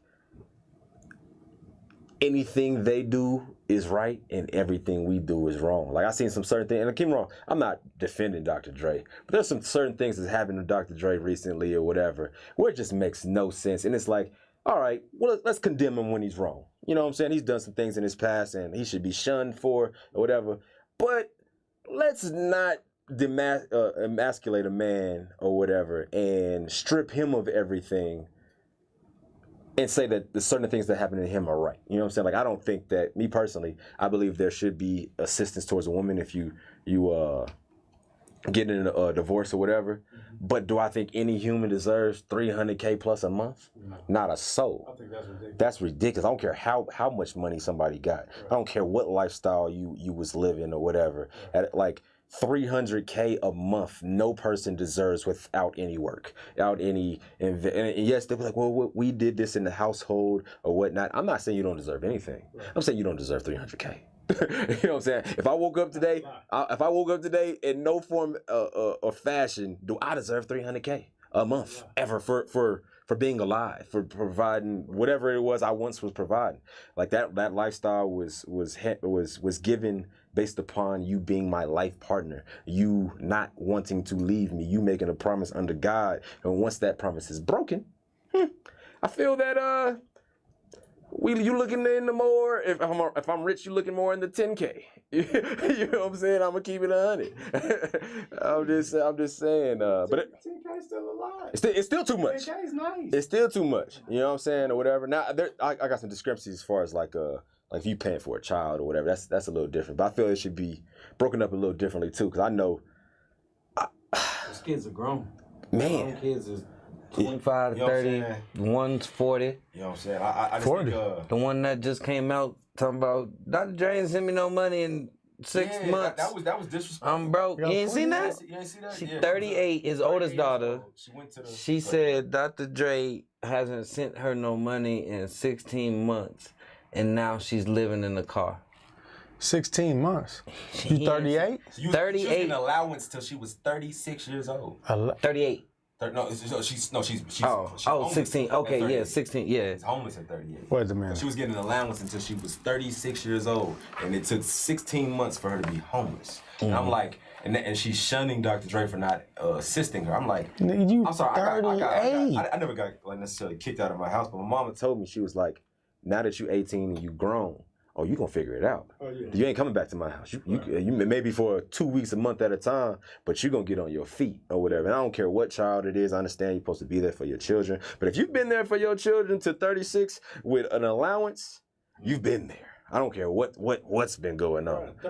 That's ridiculous. That's nasty. And to blame somebody. And then I see women saying that Dr. Dre is wrong in that scenario. Not give your daughter some money, something like that. But at what point? What point does the person have to be an adult? Exactly. At what point do you have to, bro? I don't care how rich I am. He should be insurance. He shouldn't be the job. Exactly. Yeah, you know what I'm saying? If you got Dr. Dre as a parent, you have an allowance from 30 till you 37. But there should be no way you're homeless. No, Why are you homeless? no excuse. What are you doing? And I'm pretty sure he wasn't the greatest father in her life. That sounds like I ain't gonna lie to you.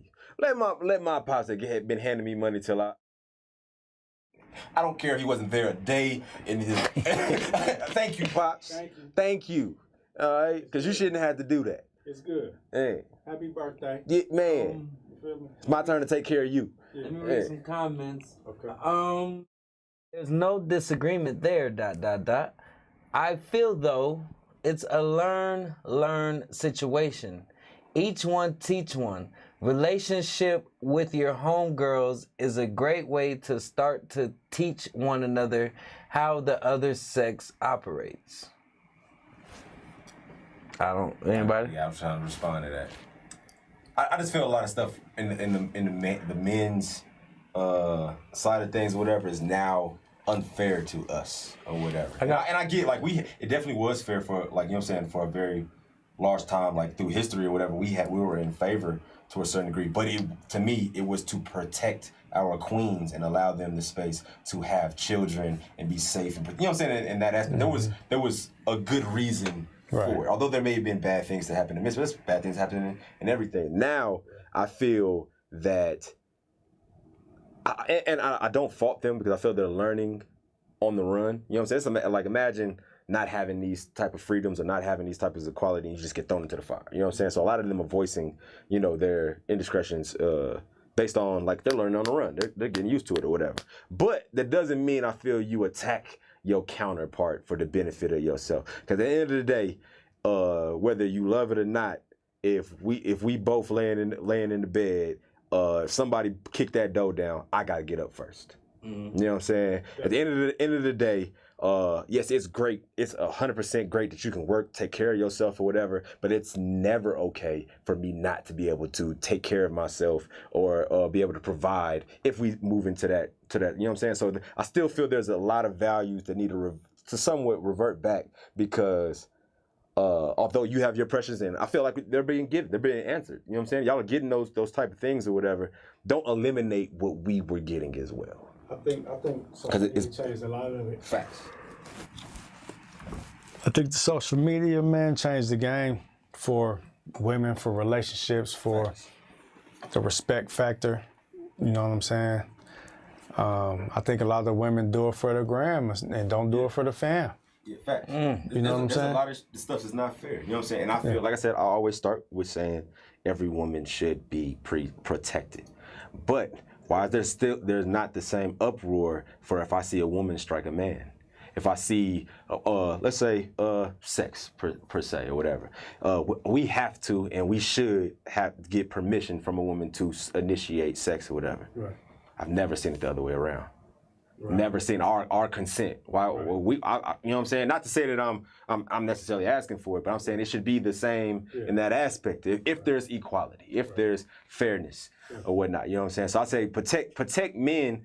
You know what I'm saying? Because there's a higher mortality rate of black men in society, just as much as we want to protect black women. You know what I'm saying? Be mindful in your speech and how you talk about us. Because my thing is, y'all are the seeds to the world. You know what I'm saying? So, like, y'all the ones who give us life or whatever. So the only way y'all can correct our mindsets or whatever is building us, pushing us in the right direction, or not slandering us on a consistent basis. I don't respect that or enjoy that at all. Let me read some more comments. Child support and alimony is a scam. Big scam. Blake Griffin refused to pay $300,000 and he got so much hate for it. And she buying them wigs with the money. At what age do we take accountability for our own actions? Man. I don't know.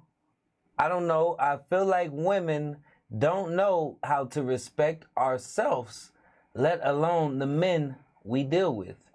And we get used to being able to cry and get away with it.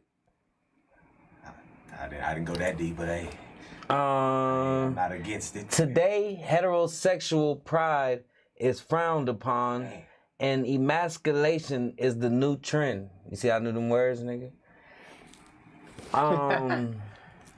But in the grand scheme of things, we are complete equal. And does men and what is that? Do you think do women? And does Do men and women? Do men and women? We're completely equal, and do men and women know their place? I think men and women's places are being I think it's being repositioned because of the level of I'm not gonna say with ease, but there's a certain level of difficulty now because of the privilege and the invitation to equality that women get in a certain workspace, and I feel like I hear a lot of women that have problems with men's opinions, with masculine opinions, and it's like, for me, it's like, okay, all right, yeah, you deserve that job, you deserve that CEO position, you deserve that pay or whatever, but were you having that same energy when it came to building sidewalks? When it came to working as garbage men, building houses, you know what I'm saying? Like, had that same intensity, or just have respect for us, for the men who are building these foundations. You know what I'm saying? Like, I appreciate y'all bring life in this world. And that's why we work our ass off to make sure that it's a comfortable space or you're well taken care of to do that or whatever. But have the same respect for us in the sense of, yeah, I hear your boisterous opinion and you're entitled to it. But it's hard for me to 100% agree with you getting certain things when I don't see you doing certain things. I don't see I'm willing to bet, I don't know for a fact, but I'm willing to bet it's under 30% of all women in construction. Garbage men, like just physical jobs, you know what I'm saying? So, you know what I'm saying? So like, there's a reason why we open doors for you. There's a reason why we don't put our hands on you. There's a reason why there's an opportunity, if married, for you to stay home and take care of the children and stuff like that. It's because we may take on those physical hardships, whether it's us or not, you know what I'm saying, in building society, you know what I'm saying? So make sure that same level of intensity as far as your opinion about what we do wrong, y'all use the same power y'all have to say, oh, yeah, they doing a whole lot right, though. You know what I'm saying? Instead of it always just being negative. You know what I'm saying? You saying, give us respect. Straight up. Just give us respect. Aren't they? Yeah. Aren't they? Baby, I need some respect. Zoom back in on me. Baby, I just need some respect. You heard what Cook said. The disrespect. You heard what my nigga said, baby. Yeah. Respect me. Yeah. You know what I mean? Facts. Big facts. Make me some eggs, baby. Put a little bit of cheese on that motherfucker. Yeah. Like, nah, play. Good convo, man. Good discussion. Cook came in here and gave us the knowledge today. Yeah. You feel me? Yeah.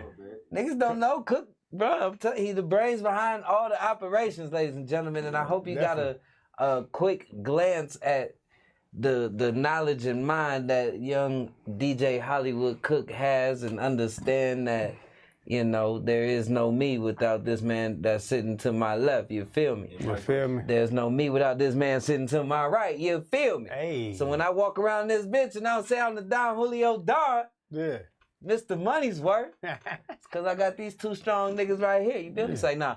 Anyway, Cook, we thank you, my brother. Yeah. This is DOS. We thank you for the knowledge. Yeah. We thank you for everything, brother. You already know this, but we say it every episode. If there's any way myself and DJ K-Tone can help you, man, you know we here for you. We got you. Y'all Just let me, that's all that yeah. matters. I'm good. You know what I'm And we super proud of you, man. You we want to give you your flowers, everything you've done, not only here but in this world, and for the community, and you know, for your family and everything is big saluted, and we love you, bro. And if there's anything we could do, the DOS got you, and your family here, and you welcome anytime to come talk your shit. You feel me? I'll be back. Yeah. Yes, Off top. indeed. K-Tone, Man. what's going on, brother? Appreciate Tell everybody. Listen, what I need y'all to do, if you haven't already, go follow K-Tone Cares Foundation on IG. K-Tone Cares Foundation on IG. Need y'all support for that. The next block party. The next block. the next block party. Will be August 28th. Hold on. It's gonna be August 28th. Yeah. We're gonna be on the Holly. Big shout out to the Park Hill Day Legends. We teaming up with them. We pulling up on the Holly. August 28th is gonna be super big, crazy. I should have my brother SQUIZZY with me. Yeah, I'll be there. Got a lot of guests. K-Tone Cares Foundation. Follow that on IG. Support that. There's a lot of things that's going on with the foundation, man. Support the block party. And Sunday, meet me at Agave Tacos on Sunday. Day party in full effect. That's where I'm gonna be this Sunday and every Sunday, starting at 2 o'clock, 2 to 7. Come in there. We got games, drinks, food, $30 margaritas, and mimosas, bottomless. And that's with me. Food with me. You ain't got that COVID shit, do you, bro? Nah, man. They in the comments saying, I'm gonna screen record that, he might got that COVID. Nah. Okay. K-Tone ain't got that COVID, man. He be on his Edelberry. I don't do COVID. Can I do mine now? You got some more? Keep going. Nah, shoot. Shout out my girl Noble. I've been on my Edelberry. Yeah, No, Edelberry. That's what they said. Yeah. My Edelberry. I got my Edelberry. I got my sea mouse. I got all my natural stuff, man. Shout out Noble. I just want to give a shout out to her. Get with her.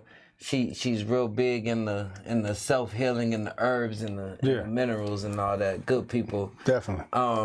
Please support everything K-Tone got going on. Like always, I do not give out no free promotion. You got to pay for that. Yeah. So if you know where I'm gonna be at, I'm gonna be there. If not, it is what it is. I'm gonna see you when I see you.